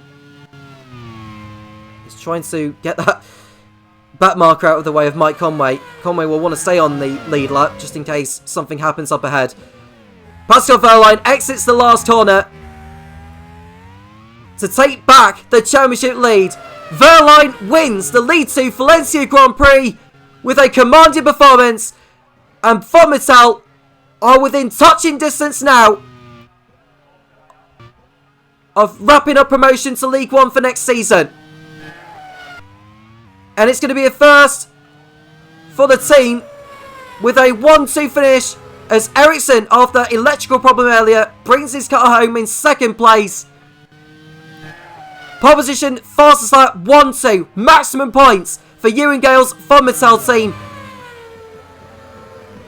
They are almost there. Jaime Alguersuari is going to bag Coloni's first podium of the season in 3rd place. What a drive from him. He made the 2-stop strategy work. Gary Paffett will have to settle for 4th position. But it's been another good drive from him. And we'll go to Jack Aiken, who will bring some much needed points for Force India. They are still in the fight for promotion, with Brendan Hartley in 6th place and Sergio Sette Camera out of the points. They edge a little bit closer. Aiken brings his Force India home in 5th. Then it's Brendan Hartley, Christian Lundgaard, Mirko Bortolotti, who brags more points for Dam's Fion with his best result. And it's Takuma Sato for Dome in 9th. And Andre Lotterer should hold on to the last point for Andrea Moda. It's only their 2nd point in the last 6 races, but they'll take it.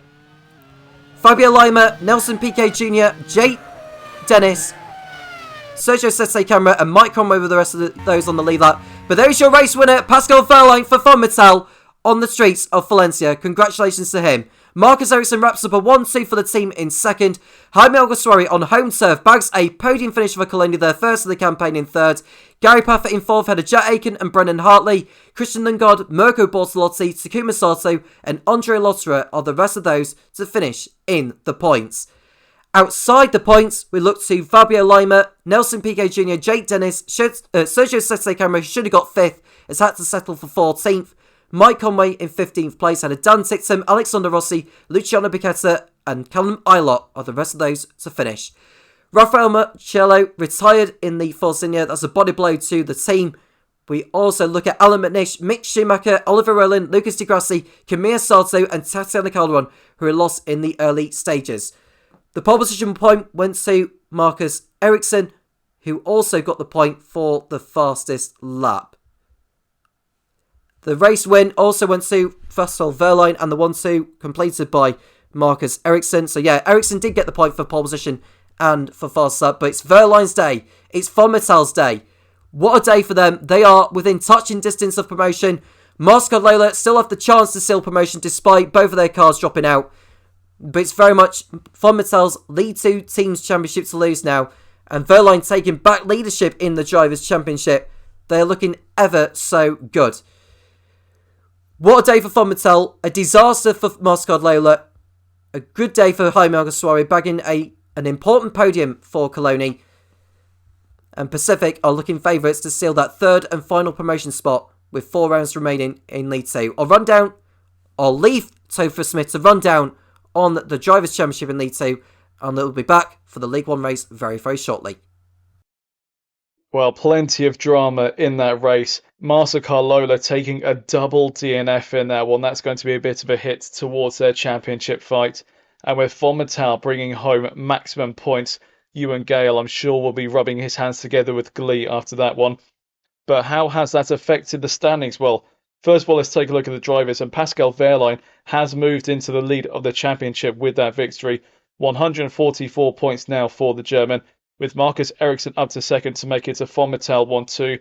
20 points behind his teammate, but still very close as we only have a handful of rounds left to go. Tatiana Calderon drops down to third, while Brendan Harley has retaken fourth place from Mick Schumacher with his points finish today. Schumacher will be really disappointed with how his race went today. Jack Aitken is on 71 ahead of Alexander Rossi on 58. Gary Paffett is up to 8th on 55 points. Kimi Asato on 53. And Agrassi still holding on to the top 10 on 50 points. And in the teams, Von Mattel's result has moved them back to the top of the standings. 268 points for the Italian team, while Lola is down to second, still on 230 after their no score today. Pacific Grand Prix hold on to third on 123, with Force India fourth on 105, Dome on 95, Ram Racing on 89, and Zack Speed have dropped down to 7th with 87 points. They could still climb back up towards that third place, though, depending on how the last few rounds go. LaRousse, Scuderia Coloni, and Andrea Moda round out the top 10. Coloni getting 60 points now after Jaime Alguersuari's podium finish today. Carlin, Damsveit, and Real still at the bottom of League 2 team standings, with not really much left to play for this season. It will be all about Season 4 for those teams looking forward. But will there be as much drama in the League 1 race? Well, first of all, let's take a look at what the standings are heading into today. And Scott Dixon, our reigning champion, still holds the lead of the championship on 141 points. A healthy lead at the moment over Nick de Vries, second on 92. Pato O'Ward, third in the Arrows on 87, ahead of Antonio Felix da Costa, who's trying to get himself back into the thick of this title fight and chase down not just O'Ward and his teammate de Vries, but close that gap to Dixon as well.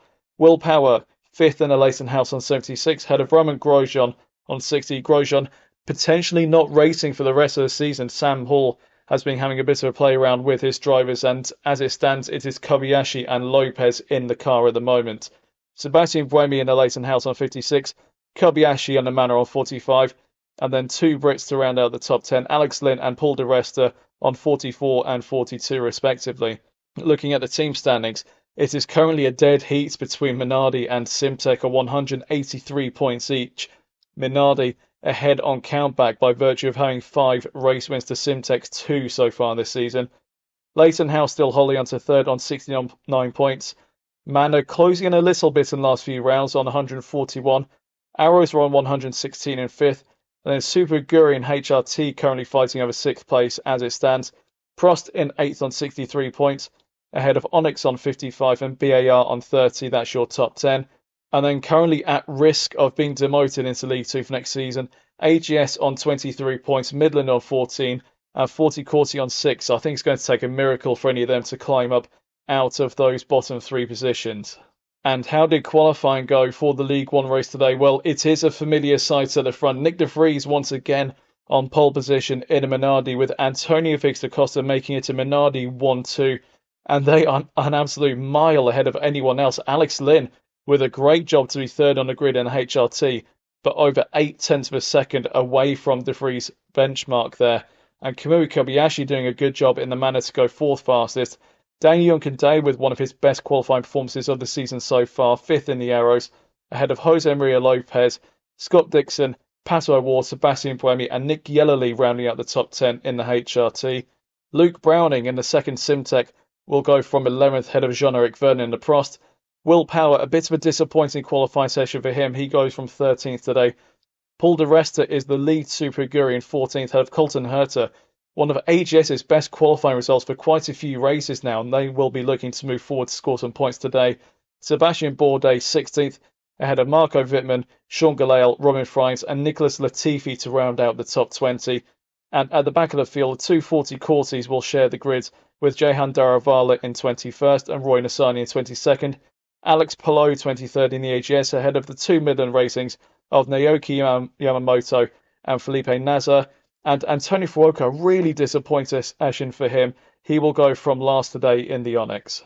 That is the grid for the League One race today. Can Minardi bring home some more points and solidify their status as championship favourites? There's only one way to find out. And Tom Cairns is ready and waiting to take you through the action. An important race in the title race. Can Nick de Vries claw back the 49-point margin over Scott Dixon and take the championship all the way to Laguna Seca? We await the 5 red lights as we await to go racing for one last time in Valencia, this time in League One. It's lights out and away we go. De Vries gets off to a fantastic start. De Costa maybe not so as much. Alex Lynn looks to get ahead into second place into turn 1, but it's De Costa who's in second place, so it's a Minardi 1 and 2 as it was on the grid. De Vries leads, De Costa second, we've got Alex Lynn in the HRT in third place, out of Daniel Gudea in the Arrows in fourth, they've got Kamui Kobayashi and Petro Ward. Scott Dixon is down to 7th place after a terrible beginning. Jose Maria Lopez, Sebastian Buemi and Nick Yellerly are in the top 10. As we see a little bit of jostling going on towards the back, we can see Marco Wittmann. Looks like he may have had a little bit of a bump with someone, but someone's rear wing is on. It's one of the BARs. It's Sean Gelael, who is without a rear wing. He'll need to get back to the pits. We didn't see who run into him. It'll probably go down as a first lap racing incident, but it's a bad start for Will Knight's team, with Gelael needing to go into the pits for a new rear wing. As we see Kamui Kobayashi making a move on Daniel Gudea into 4th place at turn number 12. And that's him through ahead of the 2 Arrows cars. He'll go after Alex Lynn in the HRT. Now, Minardi came away with a victory and a 5th place in Pinonia last time out. They are in the lead of the team's championship, albeit on countback ahead of Simtech. Now, a victory in the 2nd place would do the team all the more good. They have yet to achieve a 1-2 finish. They've even yet to achieve a double podium finish with both cars. They're hoping to achieve that here in Valencia as De Vries posts the first fast lap of the race. And that'll come down in the laps that follow. And we're looking at Jose Maria Lopez, who didn't have as good of a qualifying as in the previous rounds, but he's still in the points as Gelael comes into the pits for a new rear wing.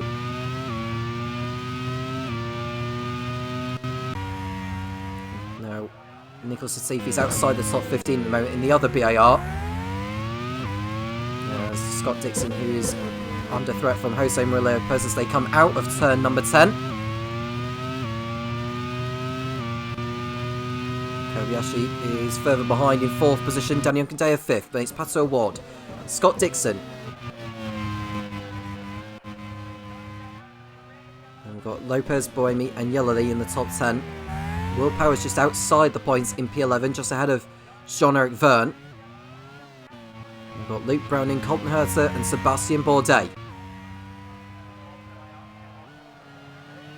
And Buemi's carrying an issue already, and it looks like he's going to be pulling out of this one unless he can get that car back to the pit lane. That does not look like a Leighton-House that is going at racing speed at all. Buemi, who's had a torrid time of it in recent races, he's not got any better here so far, and he just needs to be very careful he doesn't get in the way of the cars that are trying to go around him, and one of the force he's trying to go through. Now, if Buemi causes an accident here, he could be in big trouble later on, and it's the last thing that Leighton-House need at this stage of the season, and it's an electrical problem for Buemi, which has caused him to come into the pits at the end of the 2nd lap. Will Power goes up into the points then.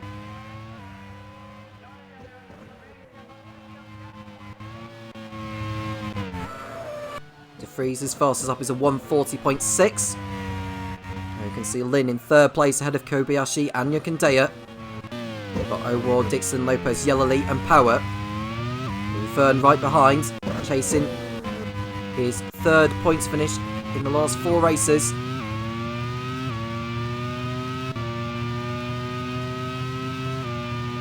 Vern has done a good job, a terrific job in his lone spell at Prost. He is still Minardi's reserve driver, so should DeCosta or De Vries get a race ban for taking someone out, then Vern would be in line to replace one of them, which would leave Prost to reserve or throw in another driver for the next race, of course. De Vries and DeCosta continuing on. Looking so good at the moment, the Minardis, but can they go the distance? Just as they did in Pnonian when they got 1st and 5th. Today they are chasing a 1 and 2. And with Dixon down in 7th place, this is a golden opportunity for De Vries to reduce the arrears in the championship battle. And we've had a couple of drivers go into the pits so far, but all 26 drivers are still running.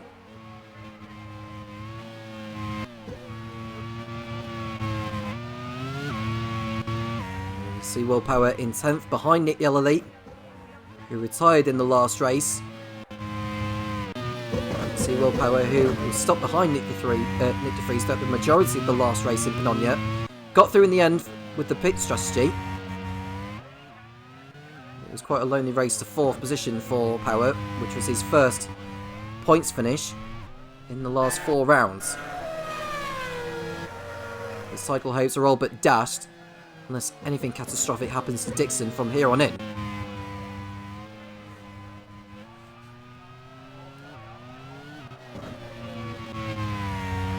You can see Lin in 3rd position, ahead of Kobayashi.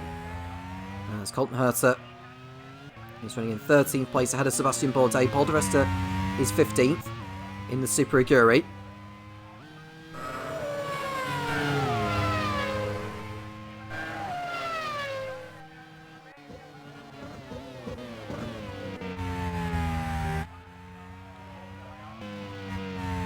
Towards the end of lap 4, De Vries' margin over DeCosta is 1.4 seconds. Lin keeping in touch with them as well.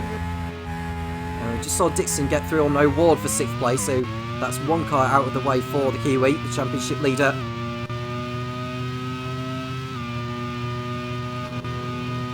Now, Dixon was to come away increasing the championship lead. He could wrap up the title next time out in Buenos Aires, but that's looking unlikely at the moment.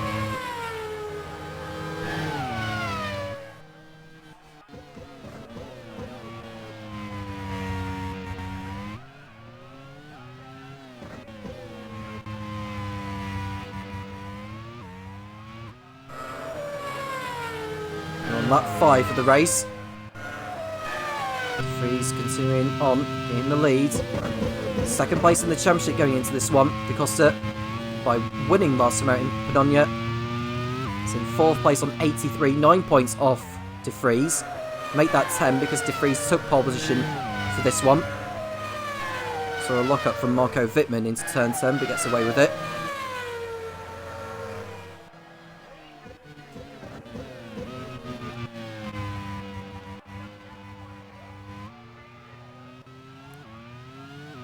Pato O'Ward, 3rd place in the championship. Going into this, he's running in 7th place behind Dixon. We don't know for certain who's doing the 2-stop and who's doing the 1, so keep an eye out as the race progresses.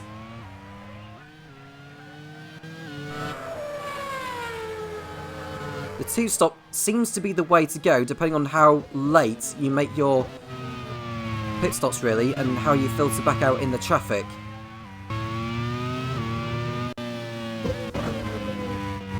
See DeCosta in P2 behind De Vries.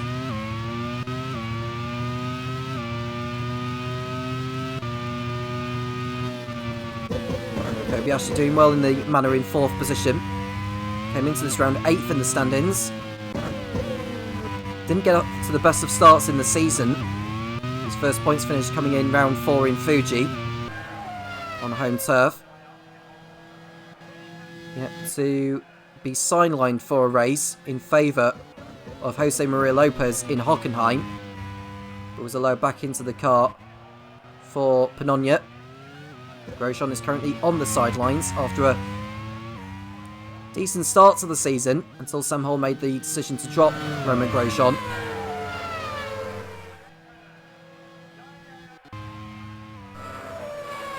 There's Lin in third position. There's Kobayashi, Yunkandea, who's having a better race of it. Last time we've seen Yunkandea run that high was when he finished in 4th place in Fuji. He's finished on the podium as well in Yongam in round 2.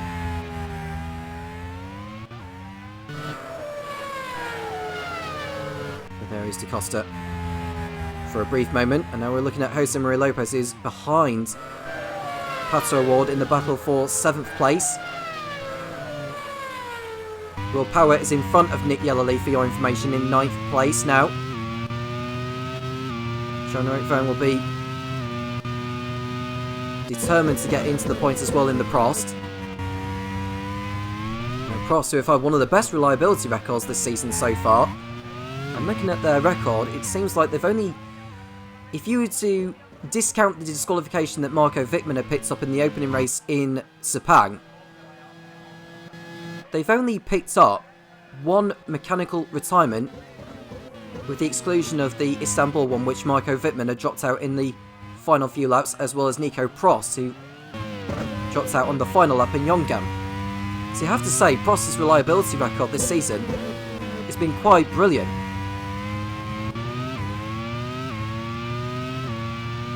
They've scored points in the last 5 races of Prost. They look to make it 6.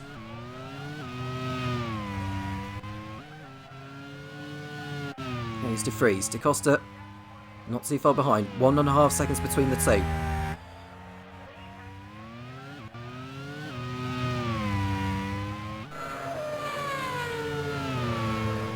And whilst we are looking at the title race, the battle for the battle for survival is looking in the way of BAR at the moment, because neither them, AGS, Midland or 40, are in the points, and the highest of those 8 drivers in the field is Colton Herta, who's running in 13th. He's aiming for only his 2nd point of the season. He's only picked up 1, which came in Zental. It's been a very difficult season for AGS and for Colton Herta.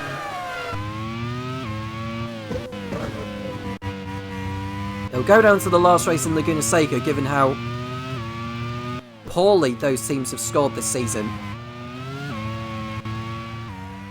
But it's looking as though BAR are the favourites to take that 10th and final safety spot in League One. Condemn AGS, Midland and 40 to relegation for next season.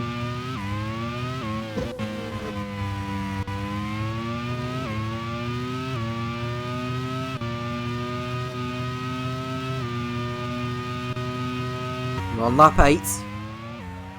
No sign of pit stops just yet. There's Jay Anduravala just holding up with Felipe Nasr in the battle for 22nd.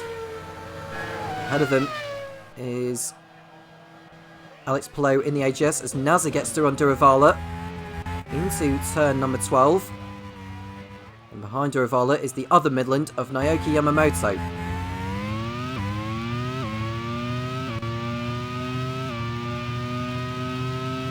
Now on lap number 9, De Vries continues on 1.6 clear of Da Costa, and Anduravala gets back through on Nasr, so Anduravala not taking it lying down, and no reason for him to.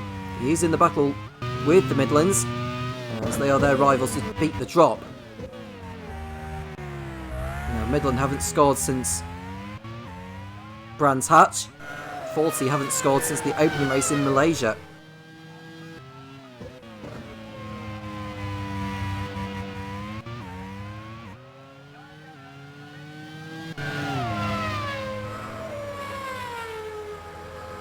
So we're not really seeing any changes at the front end of the field as such now.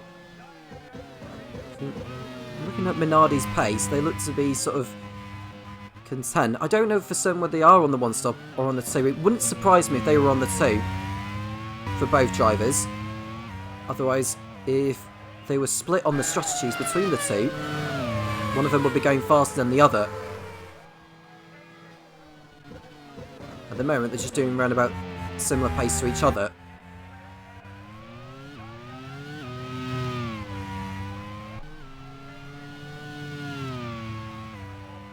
Now, both of the Minardis, if you were to include the double non-finish in Misano, they have failed. Neither car have made it to the end on 4 occasions this season.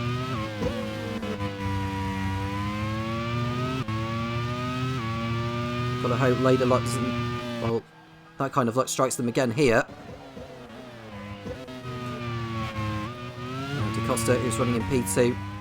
Behind De Vries, Alex in 3rd, and it's Kobayashi, Youngandaya, Dixon, O'Ward, Lopez, Power, and Yellowly in the top 10. Sebastian Buemi, who came into the pits at the end of lap 2 for with an electrical problem, he's out in 25th place. With not a lot to do. He's running about 10 seconds behind Naoki Yamamoto.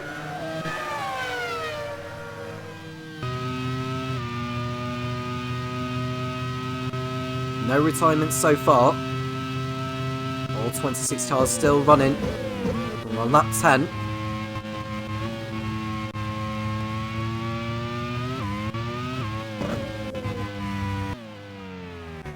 As we see Marco Wittmann make a lock up. Getting away with it. He's running in 19th position as Wittmann. He had a decent race in Panonia on his way to 9th place. He made the strategy work.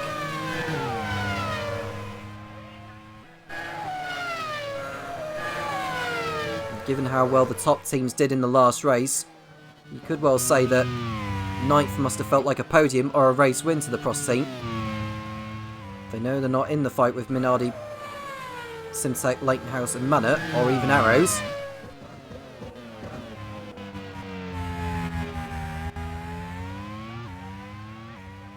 As the front end of the field complete their 10th lap. It's Alex Lynn, who's already finished on the podium this season. That came in Misano. He also finished 4th a couple of races ago in Hockenheim. HRT, after a difficult start to the season, he only picked up 6 points in the first 5 races. But since then, they've very much come on form.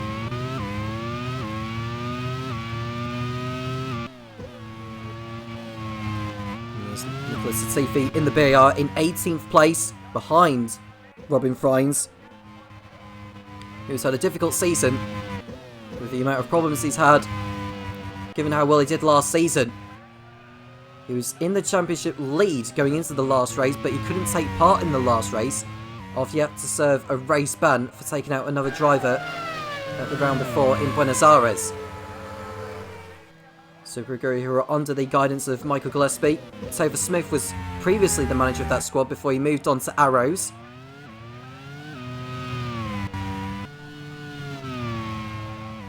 And there we see Nick de Vries, who's still going, as is his teammate Antonio Felix da Costa. We're on lap 11, I'm coming towards the end of lap 11.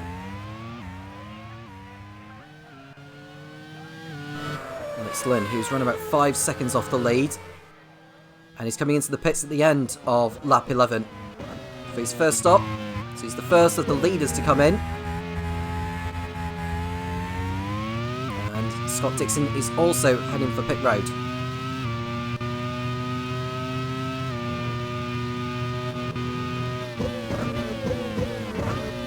Now, what can those two achieve by the end of this one? As we see Freins and Latifi go through.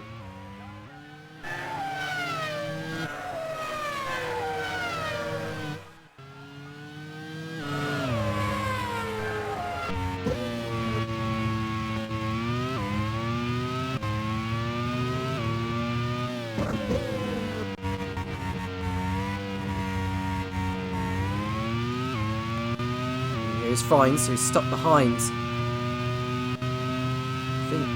He's ahead of Dixon, who's just come out of the pits. I think that's Alex Lynn, who is just ahead of him there.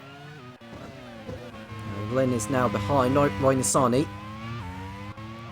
He's had a decent race for once.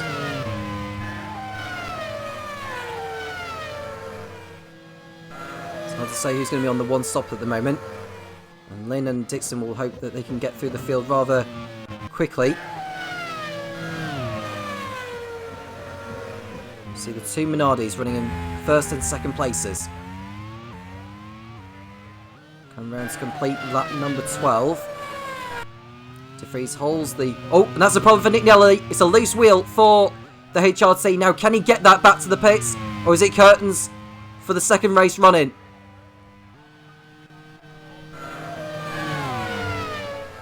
He's coming round to the pits now. He should be able to do it. Yes, he's just back in time. It's Nick Yellerly. Had it been earlier on in the lap, he probably would have needed to pull that off the circuit. And Bourdais is also coming in the Onyx. So Nick Yellerly having to make an earlier stop than planned, but at least he's still in the race. But I'll tell you who is not going to be in the race for any longer is the Super Aguri of Paul di Resta. And Lynn had to go round him. And di Resta is going to be the first driver to retire from this race. Super Aguri not in any form of threat of relegation at the moment, but this is not the kind of performance that di Resta had been after. It was off the pace in qualifying. It hasn't got any better in the race. He's going to be pulling out of this one. He just needs to pull it off somewhere safe. Will di Resta, as Wittmann looks to get through ahead of him. He does so at last. And di Resta will be touring into retirement now on lap 13. And there he goes, he pulls off.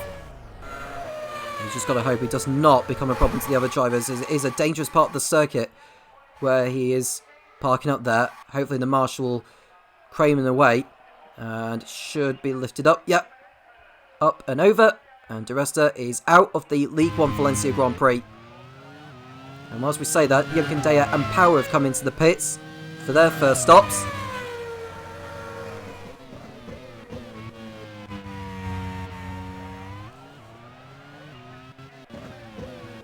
As we see DeFries and DaCosta coming through turn number 10.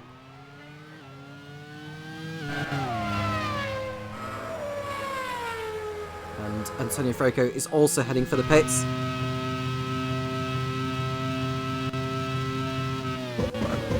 See the two Minardis first and second, but will it remain that way at the checker flag?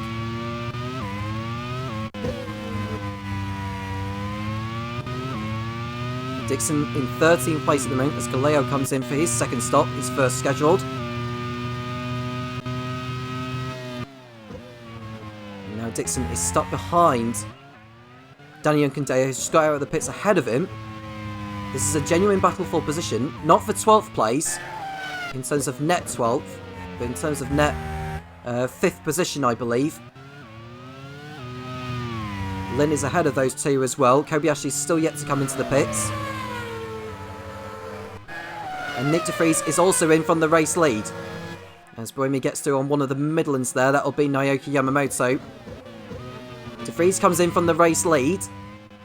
Where will he filter back out? Kobayashi is also in. Which should allow Patero Ward to go through into second place, and he does so in a moment. Lopez will go through also.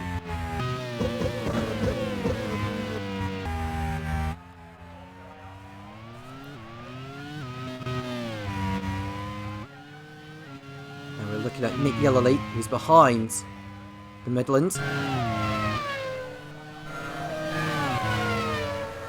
Lopez, who's running in P3 ahead. Oh, just behind O'Ward. And Felipe Nasser also pitting in the Midland.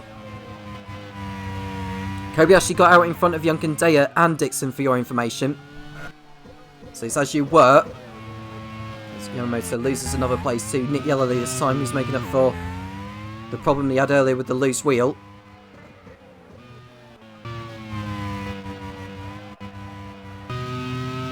Ward and can see a battle between Herta and Lynn there for P7. Lynn gets through at last. Herta was very defensive around the kink before the braking zone. But Lynn is through at last anyway. Further up front are O'Ward and Lopez. DaCosta comes in from the race lead. Will Power makes a move on Alex Palou. And that's him through into P12 on circuit. O'Ward and Lopez might go into the race lead, but they're also coming in. So Nick de Vries will go back ahead of the pack.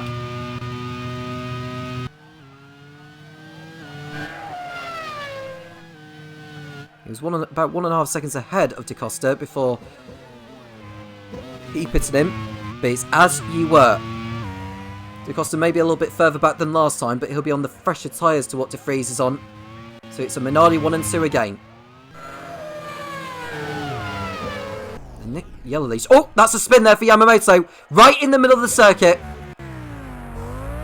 Now, has he had a problem there? He's off the racing line quite a number of times there. There's a problem with that Midland, and the wheels come off Yamamoto's car, and he is right in the middle of the circuit, and his race is over. That's not going to impress team manager Alex Johnston by any means. He'd already been dropped early in the season after being involved in an incident or two, particularly the one in Misano where he'd been involved in a horrendous accident that took out both AGS cars, which resulted in a 2-race ban and a temporary drop by Alex Johnston. And I think that mistake there may well give Alex Johnston something to think about for the next race in Buenos Aires. Yamamoto is the second driver to retire from the race. Now O'Ward and Lopez are behind Dixon, for your information, but they were behind him anyway before the pit stops had begun. As we see Yellowleaf trying to get through on Duravala this time. Now Duravala, who's yet to stop in this race, is holding Yellowleaf up. As we see DaCosta, sorry, that's de Vries for your information. DaCosta is a little bit further back. Vern will be right on the tail of the Portuguese. As de Vries posts a new fast lap of the race. And Vern is finally in from 3rd place. Go down the order, he'll fall behind Will Power, I'd have thought. He'll probably go behind Alex Palou unless Palou ducks into the pits. And Alex Lynn, who's in 4th place behind Scott Dixon's teammate Luke Browning. Now, with him staying out there, I wonder if he may well be on the 1 stop.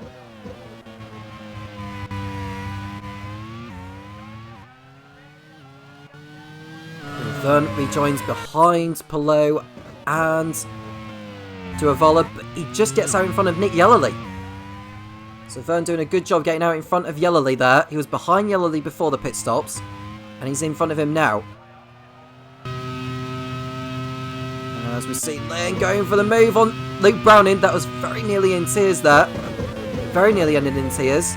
But Browning is able to do his teammate a favour and hold Lane up for now.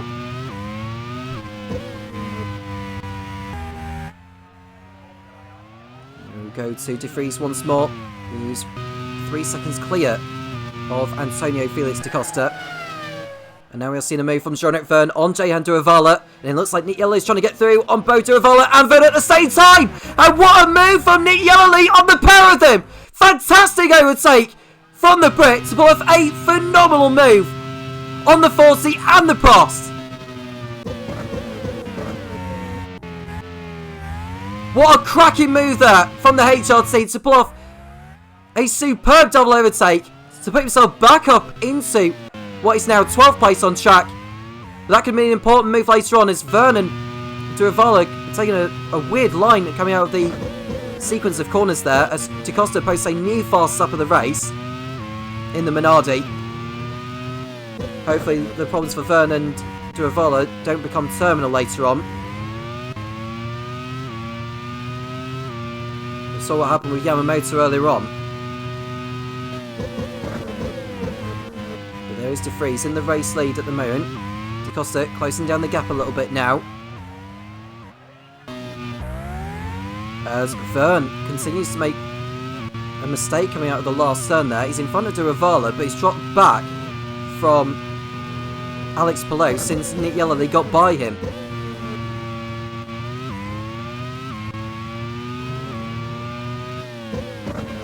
So he's in front of Duravala now, for your information, as is Sebastian Bourdais. Lynn is about to pull off a move on Luke Browning now into third position. An important move there because Kamui Kobayashi was looming right behind. And Lynn needed to get through ahead of the Simtek, and he's done so now. As we see Kobayashi attempting to get the move done on Browning as they approach the hairpin. Turn number 17.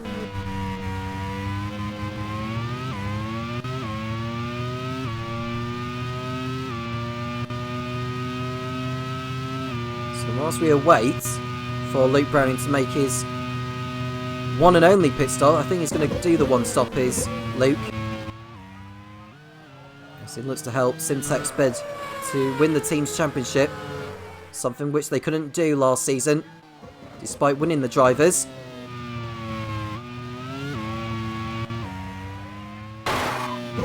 Oh, that's Palou who's hit the wall there.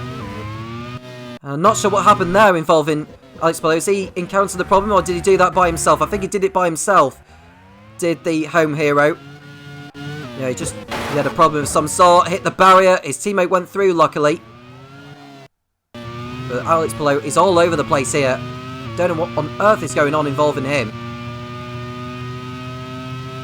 If he starts causing a problem right behind, there could be an inquiry with the stewards later on. He's driving rather erratically at the moment. And now he's holding up Sebastian Bourdais. And that's the 40 going through of Duravala.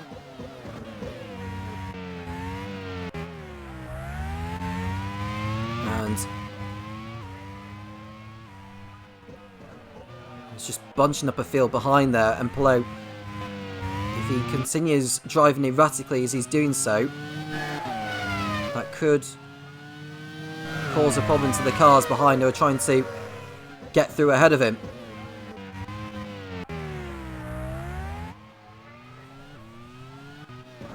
So behind Palou is Duravala, behind Duravala is Bourdais, and behind Bourdais is Latifi, who's trying to get through on him as well. So he's ahead of Nissani is Latifi. And looking at all those cars behind, they're so desperate to go in front. Palou, I think, is going to cause a problem in a moment if he's not careful. And I can say that DaCosta's got the gap down to 2 seconds between him and De Vries in the battle for the race lead.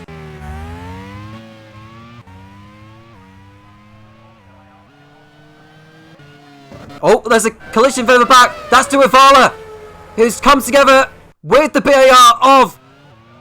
Is that Nicholas Latifi's come together? I think it is. I knew it would happen at some point. It was a matter of when. Yeah, they've come together, those two. And their races are over.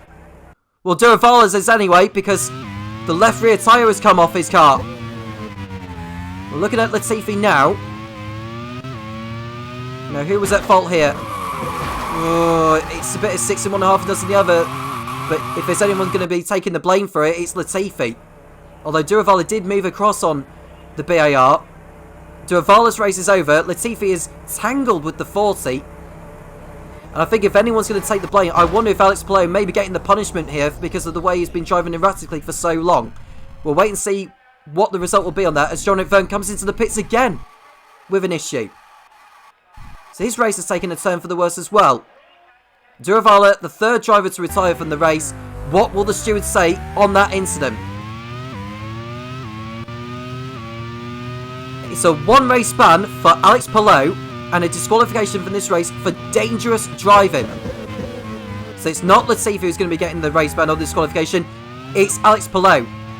Now, Palou has already served a race ban this season for the collision which he caused with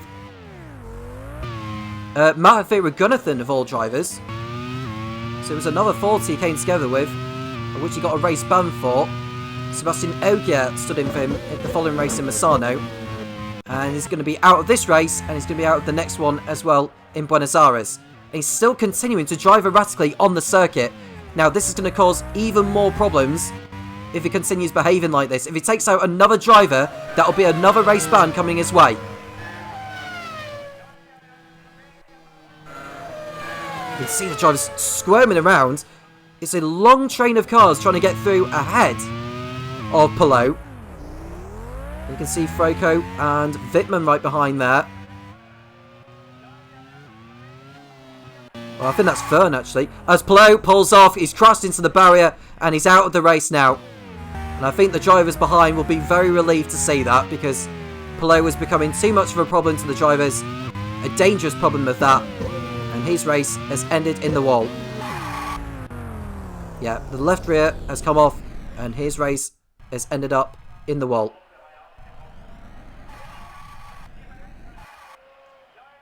So Palou retires, and he's out of not only this race, but the next one in Buenos Aires. And another problem to team manager Lewis Bassendale. He'll now have to field his reserve driver. Now, I think his reserve driver at the moment is looking like Tom Cairns, because he was in the car earlier on in the season, but he was dropped in favour of Palou. It's actually Sacco Sullivan who is the reserve driver of the AGS squad. So Sacco Sullivan could potentially have the opportunity to race for the team. Now, if that was to be the case, then AGS will have fielded 5 different drivers for the campaign. But it's a golden opportunity for Sacco Sullivan to prove himself within the team and be within the fray for a full-time drive next season. So after all those shenanigans towards the back of the field, we want to look at the front, because Da Costa slowly but surely got the gap down to 1.5 seconds between him and his teammate Nick de Vries. As Lopez continues to fight it out with Luke Browning, who's still yet to come into the pits in this. And now Scott Dixon, who's just been overtaken by Lopez, whilst been stuck behind. Dixon not having the best of races so far.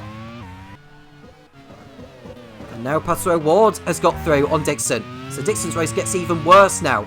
Yellowly comes in for his second stop of the race. And with all the drama going on towards the back, he might actually get out in front of Bourdais, you know. And get some clean air.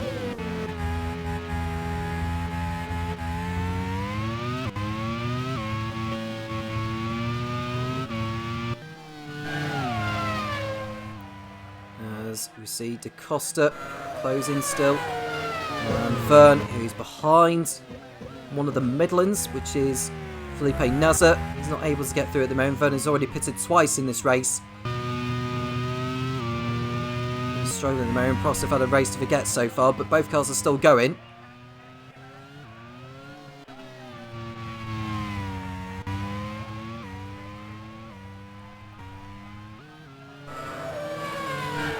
The gap between De Vries and Da Costa is just under 1.3.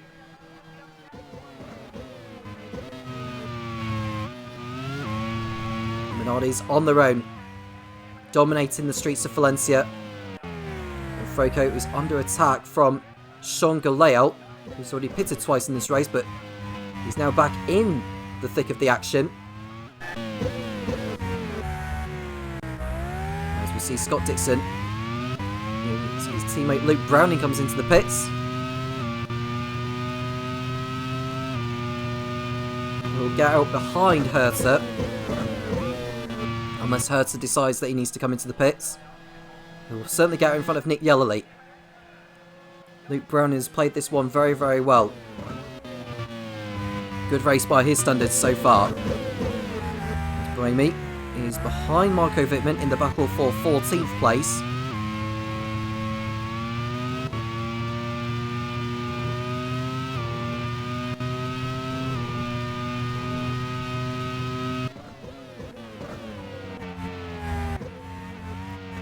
Wittmann ahead of Buemi.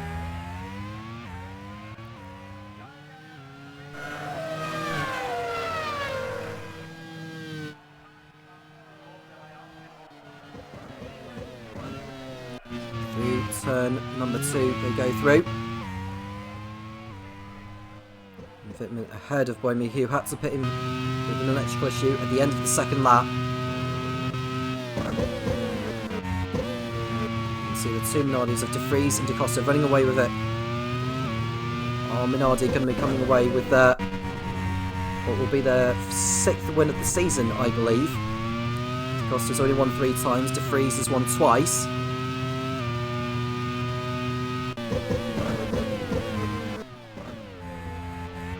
Dixon is now in 8th behind O'Ward. If the positions were to remain as they are currently, the gap between De Vries and Dixon, with De Vries taking the point for pole position, will be reduced from 49 to 27, with 4 races still to go.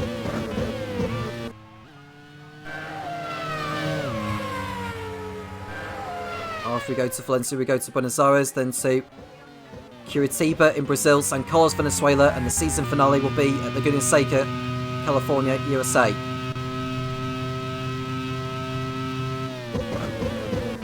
Season 4 calendar is out as well, for your information. Only 5 of the Season 3 circuits will be retained. Valencia is not one of them. We're still in the sort of early phases of trying out new places and where is best for the Grand Prix World Series to contest at.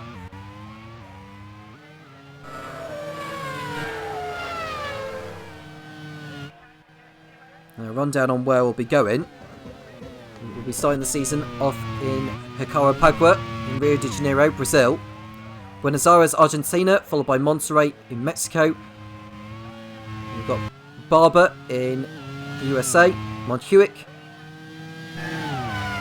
in Spain, and then it's Dijon-Bourgogne in France, Mugello in Italy, Nürburgring, Germany, Istanbul in Turkey, Parnu, Estonia, Anderstorp in Sweden, Zhuhai, China, and it's Octopolis in Japan, Yeongam, which will be the 14th round in South Korea, Sepang in Malaysia, and the season finale will be in Service Paradise, Queensland, Australia.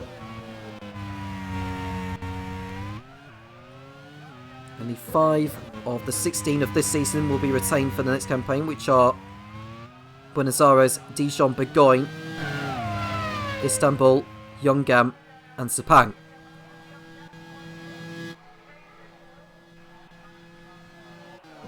And I think once we sort of work out which venues will be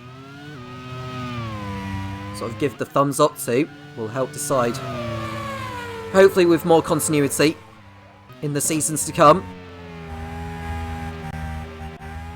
The Grand Prix World Series is the championship to watch. You do not want to take your eyes off it.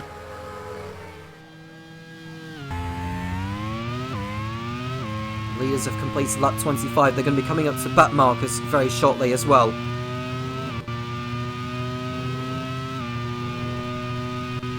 Right on board with Alex Lynn in 3rd place ahead of Kamui Kobayashi.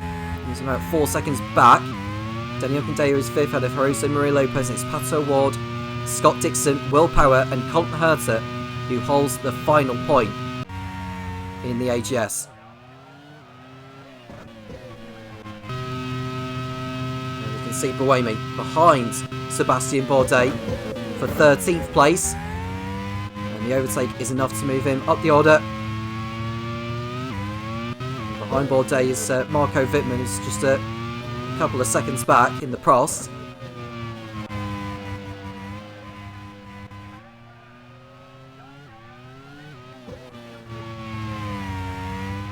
Now, the leads are going to be coming up behind what looks like the BARs of Sean Galeal and Nicholas Latifi. Well, they're actually sandwiched in between them is the Onyx of Antonio Froco.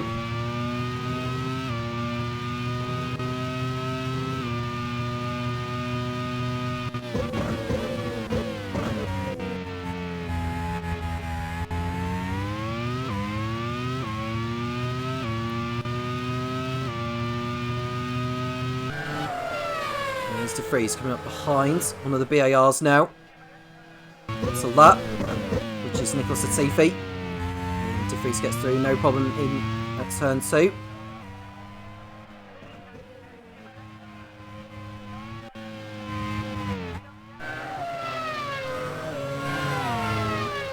And DaCosta will want to get by Latifi as quickly.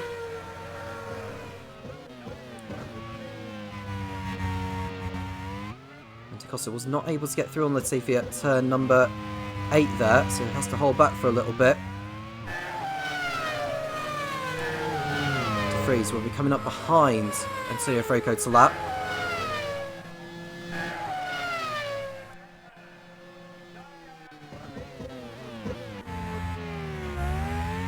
So he gets through. DaCosta, does he get through on Latifi as well?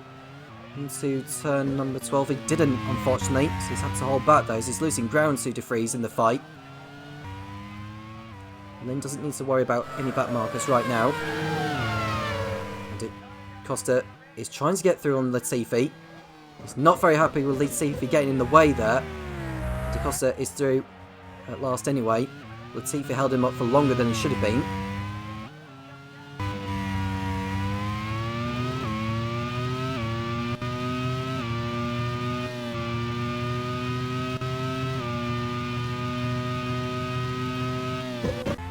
Right on board with Alex Lynn in 3rd place. Looking good for his 2nd podium of the season as DaCosta comes in. He's had enough of waiting around. He wants to get out in some track position. And it's down to Nick De Vries to get the hammer down. I think DaCosta was running about 3 seconds behind before he pitted in. He'll come out ahead of Lynn because Lynn is also in the pits. Kobayashi will go on for another lap. Lopez has also decided to head into the pits in the manor for his 2nd stop of the race. DaCosta out in 3rd position now. And I think if De Vries is going to keep hold of the race lead, he needs to come in at the end of this lap, because otherwise DaCosta will get ahead of him by completing an undercut.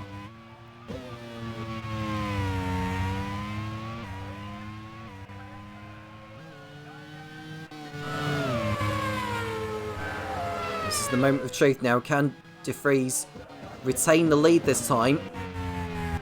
Or has DaCosta done enough to complete an undercut?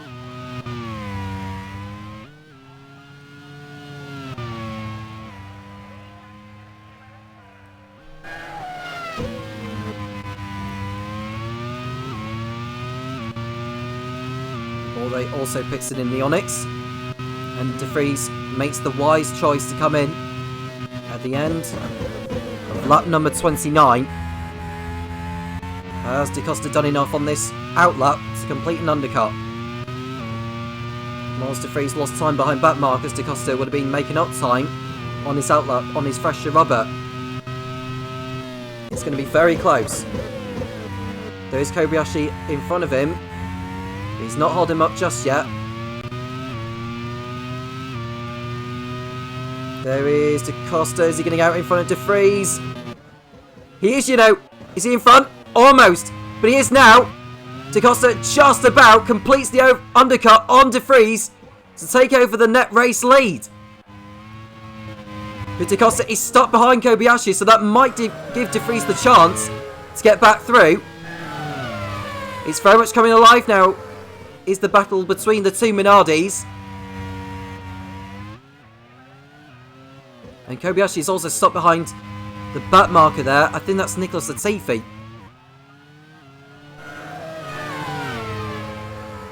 And it looks like Scott Dixon has also been in the pits as well in the Simtech.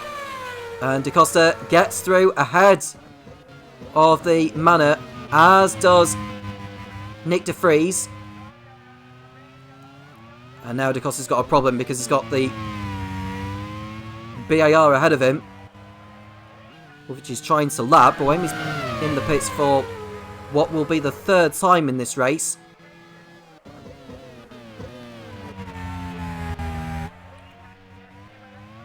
And that's Sean Galeo, I apologise. As DaCosta, he had to fight his way through there. And Nick De Vries almost had to slam on the brakes to slow down to avoid making contact with the BAR, and he's lost ground. Da Costa in the race lead then, ahead of De Vries. Approaching the end of lap 29.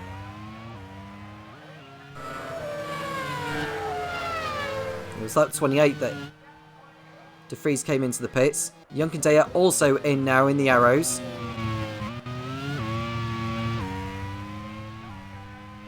Willpower also coming in. Voinasani is about to be overtaken by Robin Frines. Turn 12 goes the Dutchman.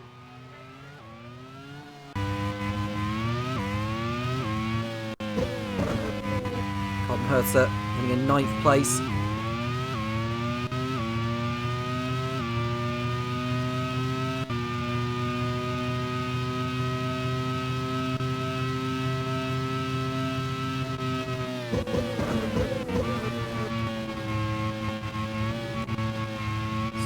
On board. I'm looking at Nick De Vries, who's going after his teammate Antonio Felix da Costa now. Vern into the pits once more.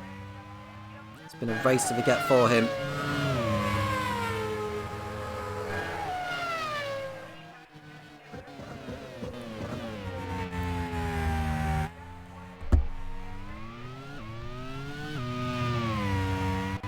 And there's Kobayashi, who I think don't know if he's due into pit again, or whether he's trying to do a one stop. I would say he's coming into the pits again before this race is over, is Kobayashi, but I could well be wrong.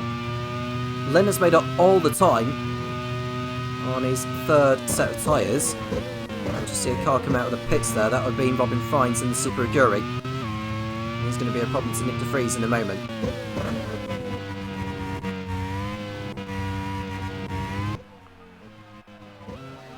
See Kobayashi in 3rd position.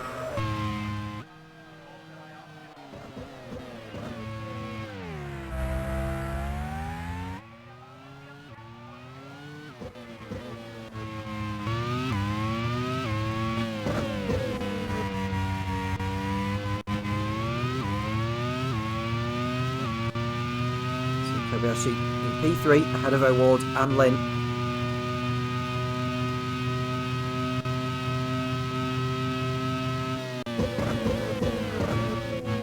Dixon back in 9th place now, behind his teammate Luke Browning.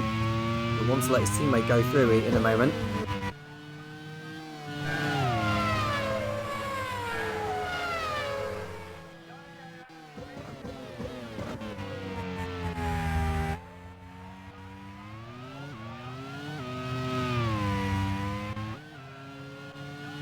See Fitman into the pits in the Prost.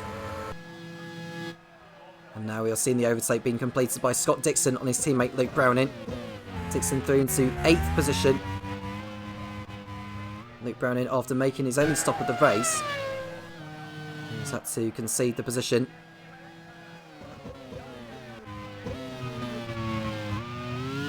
Da Costa's lead is just under 3 seconds over Nick De Vries. Sandwiched in between those two, I believe, is Marco Wittmann in the past. He's just come out of the pits.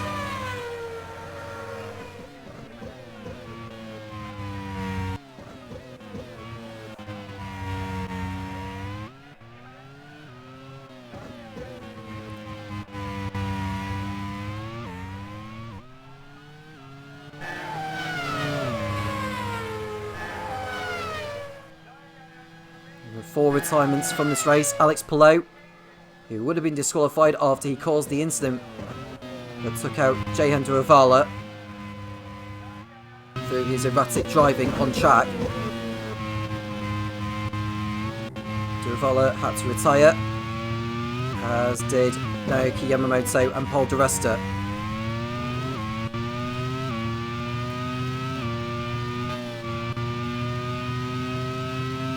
3 seconds is the margin now between Da Costa and De Vries. Da Costa looking good for his 2nd win in a row. As Frocco is the next to make his way into the pits.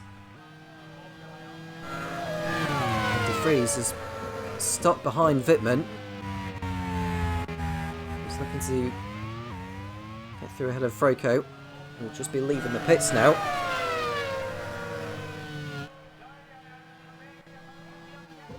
Kobayashi is finally in for his second stop. He'll come out ahead of Yunkandaya. O'Ward also coming in as Willpower makes a move on Luke Browning now for 9th place. Now what will that mean for Yunkandaya, Lopez and Dixon with Kobayashi and O'Ward in the pits?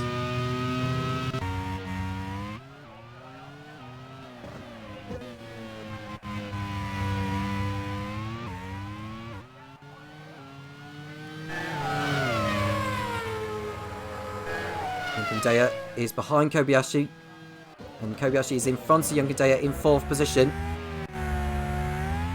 which allows Lynn to go back into 3rd place. Are we going to see a battle for the final podium position in the closing laps, as we saw with Alguersuari and Paffett in lead 2 earlier on today? Kobayashi's got around about 15 seconds to make up on Lynn, with only 11 laps left. And Buemi, who will be happy to see the back of this race, given how his race has panned out. He's just got through on Felipe Nasr's just pitting in for the last time. Vern goes up to 14th as well. Looks though possibly not going to be coming away with any points this time around. So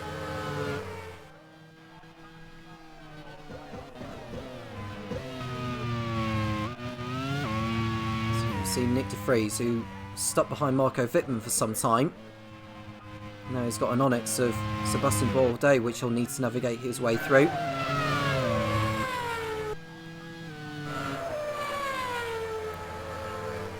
There is Alex Lynn, looking good for 3rd place.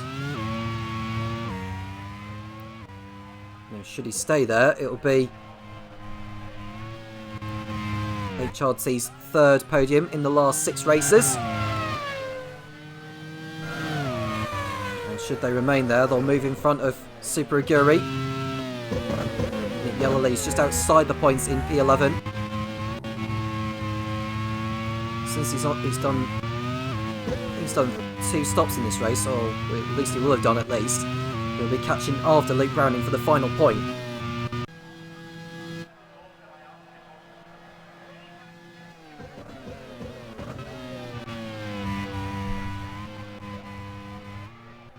Now, if it was to remain as it is in the Drivers' Championship, with de Vries now in 2nd place and the pole position point, and Dixon, who's now in 7th, ahead of Willpower and O'Ward, the gap will come down to 36 points with 4 races still to go. With Da Costa on course for victory and the fastest lap, he'll go up into 3rd place in the Drivers' Championship and close to within 2 points of his teammate Nick de Vries. Minardi, who are on course for maximum points in the team's championship, they'll distance themselves clear of Simtek, who are only going to get 7 championship points, so the gap will be 38 between the two, and Lakenhouse will fall further behind, with Power in 8th and Buemi only in 13th. Lakenhouse only getting 4 points from this one, going to 173, and Manor, who seems to be on course with Kobayashi in 4th and Lopez in 6th. That would give them 20 championship points. They'll go on to 161, and therefore be only 12 behind 3rd place Lakenhouse. As for Arrows, they will remain 5th, despite Yunkandaya in 5th and O'Ward in 9th, both cars in the points. They would go on to 128.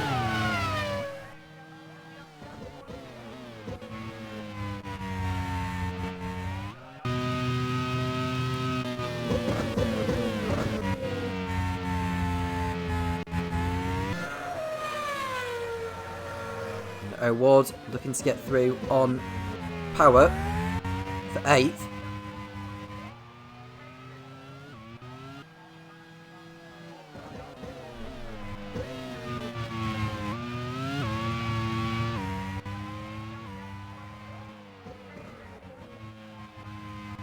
8 laps to go. DaCosta's margin over De Vries is 3.7 seconds. Lynn, who's run about 26 seconds off the lead now. He'll be happy with this. But as we've seen from time and time this season, Minardi's are prone to breaking down on circuit, and Lopez has come into the pits for another stop as he picks up an issue. The Manor driver. It looks like he has, and he's going to fall out of the points. He'll come out in 11th place, but this is not what Lopez needed at this stage of the event. And that's bad news for Manor in their quest to catch Leightonhouse and possibly Simtech in the team's championship.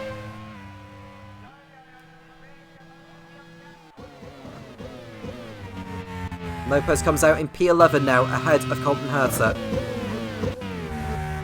As we see Marco Wittmann pulling off a move on Sebastian Bourdais for 15th. Wittmann is a lap down. Verne is about to be lapped by the leaders.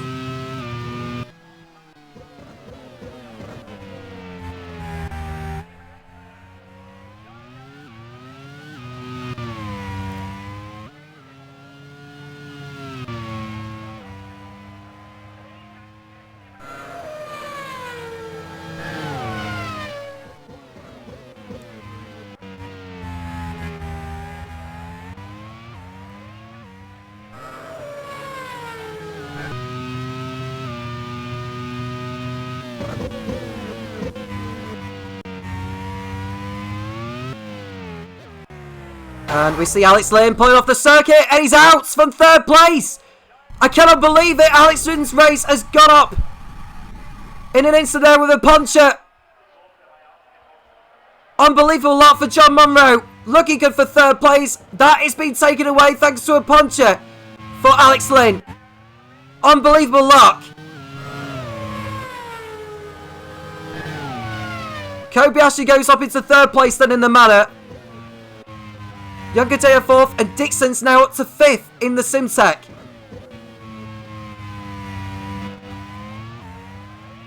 And I think Luke Browning's has gone up into 8th place as well. Lopez will go back into the points in 10th, but it's an unbelievable development for HRT, who are looking so good for a podium. Lynn is not going to get to the checkered flag this time. He is gone.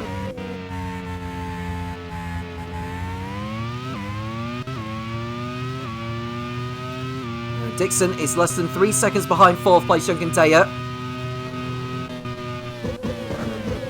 Nick Yellerly goes up to 9th at least.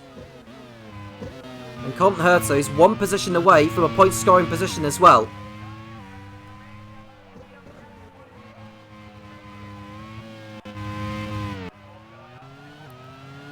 Sebastian Boemi in 12th. They're now 13th.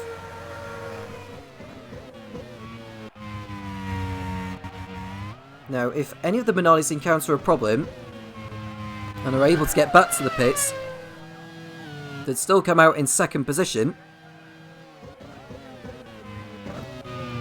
There's Kobayashi, who is around about 6 seconds ahead of Danny Youngadea.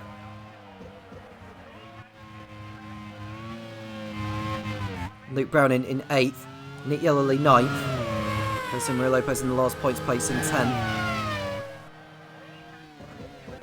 HRT only on course now for 2 points. They will not move in front of Super Aguri as it stands. As we see DaCosta is coming up behind Jean-Eric Verne, who is a reserve driver in the Minardi squad.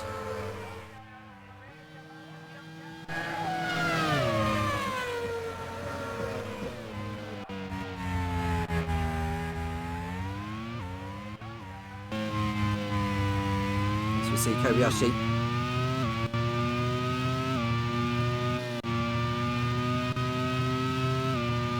In the Manor on course for what will be his 2nd podium of the season. He won on the road in Dijon-Bourgogne but had to serve a 10-second time penalty for an unsafe rejoin.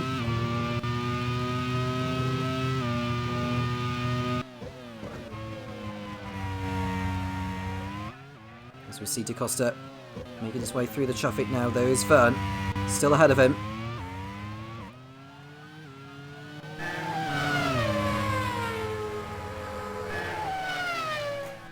What result this will be for Minardi. This will be their first 1-2 in the Grand Prix World Series, should it remain as it is. They're 5 laps away from completing that task.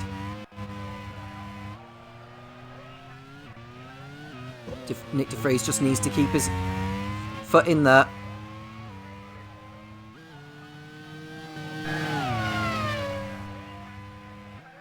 Now, should Da Costa take the race win, he will equal the number of victories in a Grand Prix World Series season by one driver. Jean-Eric Verne did so for BAR in Season 1. Scott Dixon likewise in Season 2.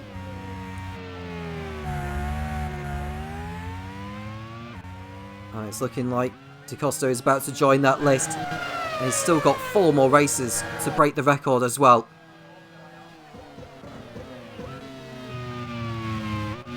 Four laps to go.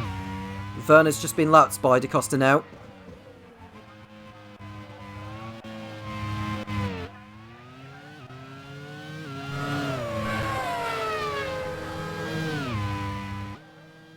And Dixon, as far as his battle with Juncadeo is concerned, is run about 2.5 seconds off him. That's a Ward not far behind either.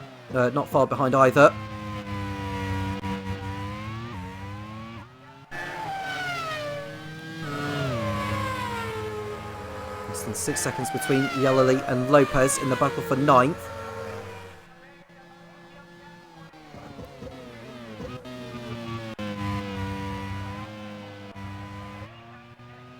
Are we going to see any late drama in this race? We can see Kobayashi on his own in 3rd place.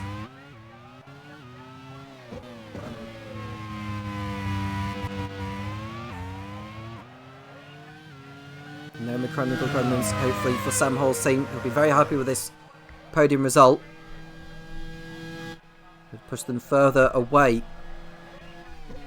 from Arrows in the team's championship.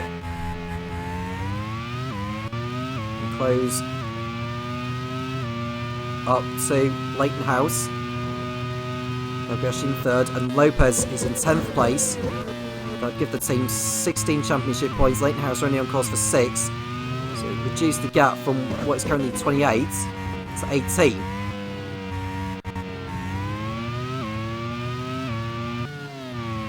Dixon where he is and Browning where he is as well.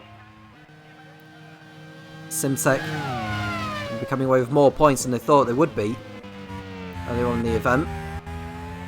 14 championship points. However, Minardi will be coming away with the maximum of 45. Therefore, the gap will be 31 points after this race in favour of Giacomo Pagliaro's team.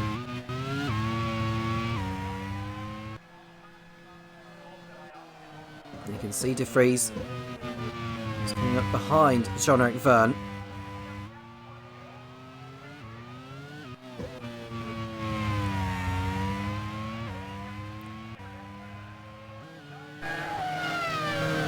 Dixon not too far back from Juncadeo, but it looks like he's going to have to settle for 5th today.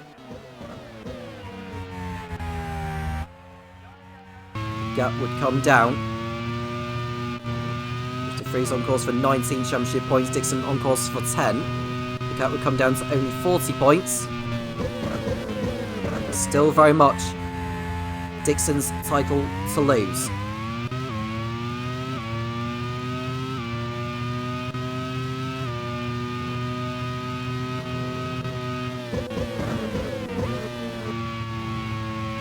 Da Costa will go up into 3rd place in the championship.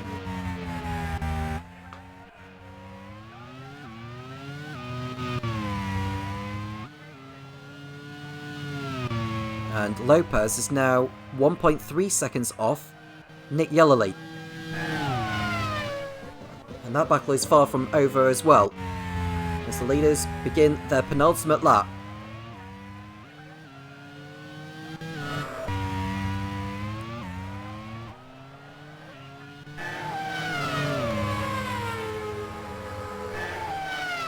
What a race it's been for Minardi so far.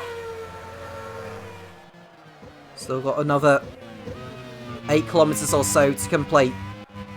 But they've very much got the job done here.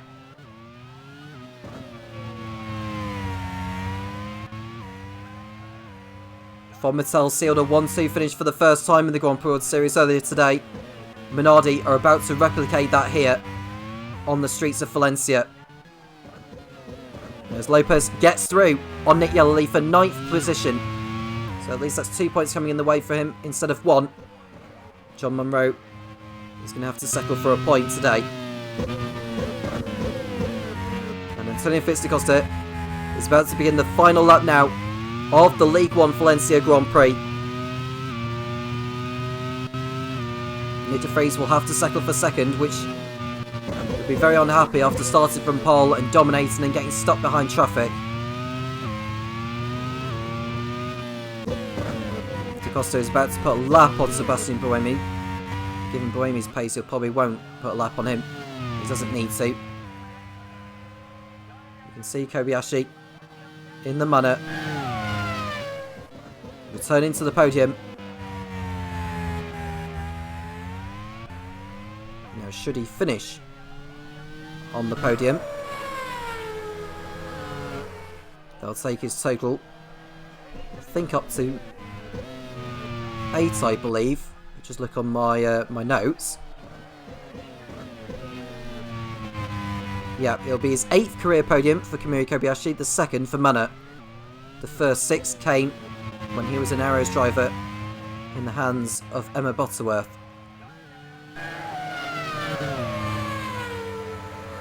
In more important matters, Antonio Fitz-da-Costa has driven a splendid race. He made the strategy work, especially in the second round of pit stops, to get ahead of his teammate and rival Nick de Vries.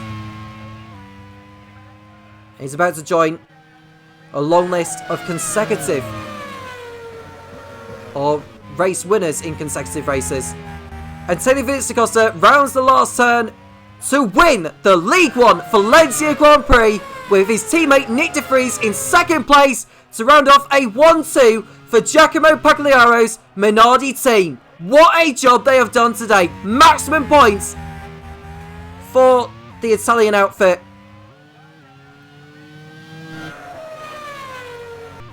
They edge closer to the team's championship. Nick de Vries and Antonio Fitz-da-Costa close in a little on Scott Dixon in the Drivers' Championship. We'll go to Kamui Kobayashi, who comes home in 3rd place in the manor. What a drive from him. It should have been Alex Lins, but a puncher had forced him to retire. And it's Danny Ungadeo who will hold off Scott Dixon for 4th position. Dixon bagging more points in his quest for his 2nd Grand Prix World Series cycle.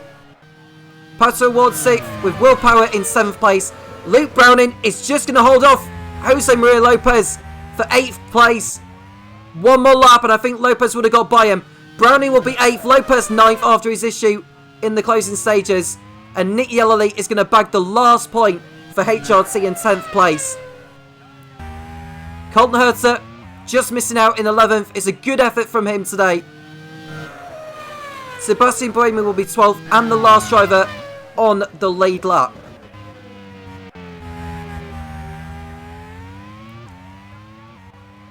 But it's a 4th victory of the season for Antonio Fitz-da-Costa. He completes a Minardi 1-2 with Nick de Vries in 2nd place on the streets of Valencia. Kamui Kobayashi in 3rd, ahead of Danny Ungadeo, ahead of Scott Dixon. Pato Award 6th, ahead of Willpower. Luke Browning in the points again for Simtech in 8th. Jose Maria Lopez coming home in 9th after coming in for a 3rd pit stop with his mechanical gremlins. And Nick Yellerly bagging another point for HRT in 10th place. Outside the points we have Colton Herter and Sebastian Buemi. Jean-Luc Verne coming home ahead of Marco Wittmann in the Prost. Sebastian Bourdais in 15th ahead of Robin Frines, Sean Galeo, Roy Nissani, Nicholas Latifi, Antonio Froco, Felipe Nasser. Alex Lynn retired in the closing stages. Joan Duravala crashed out. Naoki Yamamoto likewise. Paul di Resta retired with engine problems. Alex Palou crashed out and is disqualified for causing the collision between Joan Duravala and Nicholas Latifi. He is serving a 1-race ban for the next race in Buenos Aires. The point for pole position went to Nick de Vries. The point for the fastest lap went to Antonio Felix da Costa, contributing to that 1-2 finish and maximum points for Giacomo Pagliaro. They are now firmly ahead in the team's championship ahead of Simtech. Scott Dixon is edging closer to the title, but his lead over Nick de Vries and Antonio Felix da Costa has been slashed. It's pretty much game on in the championship. Minardi looking more consistent now. Can they keep it up in the remaining races? I'll leave for Topher Smith to run down on the Drivers' Championship and the Teams' Championship in League One, and I'll speak to you next time out in Buenos Aires in Argentina. A great day for Minardi today. First and second on the grid, first and second in the race, but this time the other way round. Antonio Felix da Costa doing a great job in the middle stint of the race to take away the victory from Nick de Vries. And what has that done to the championship standings? Well, Scott Dixon still holds on, but his lead has been cut down to 40 points now between himself and Nick de Vries. Antonio Felix da Costa's victory today has moved him up into third, only 2 points behind his teammates, and that's going to be really close between them. But they need to work together to ensure that they can catch Scott Dixon before the end of the season. Patai Ward, having been second in the championship earlier on, is now down to fourth on 95 points. Will Power is fifth on 82, ahead of Kamui Kobayashi, now the lead manner in the standings, on 60 points. Grosjean also on 60 points, but Kobayashi ahead on countback. Sebastian Buemi in the Leighton House is 8th, ahead of Alex Lynn and Paul di Resta on 44 and 42 points each. And in the League One team standings, Minardi well and truly gets themselves ahead of Simtech, now 228 points to the good and 197 for Simtech in second. Leighton House third on 175, ahead of Manor on 158 and Arrows on 136. Superguri still ahead of HRT for 6th place on 78 and 73 each. Prostra on 63, ahead of Onyx on 55 and BAR on 30. And AGS, Midland and 40 Corsi still in the bottom three with no points on the board for any of those teams today. Well, it's been another fantastic day of action here in the Grand Prix World Series. Valencia has given us a treat today, and we will look forward to the next round, which is going to be on the Argentinian circuit of Buenos Aires. That was a classic last season, and we're looking forward to an equally exciting race this time around as well. Until then, thank you all for tuning in. I've been Topher Smith, and take care.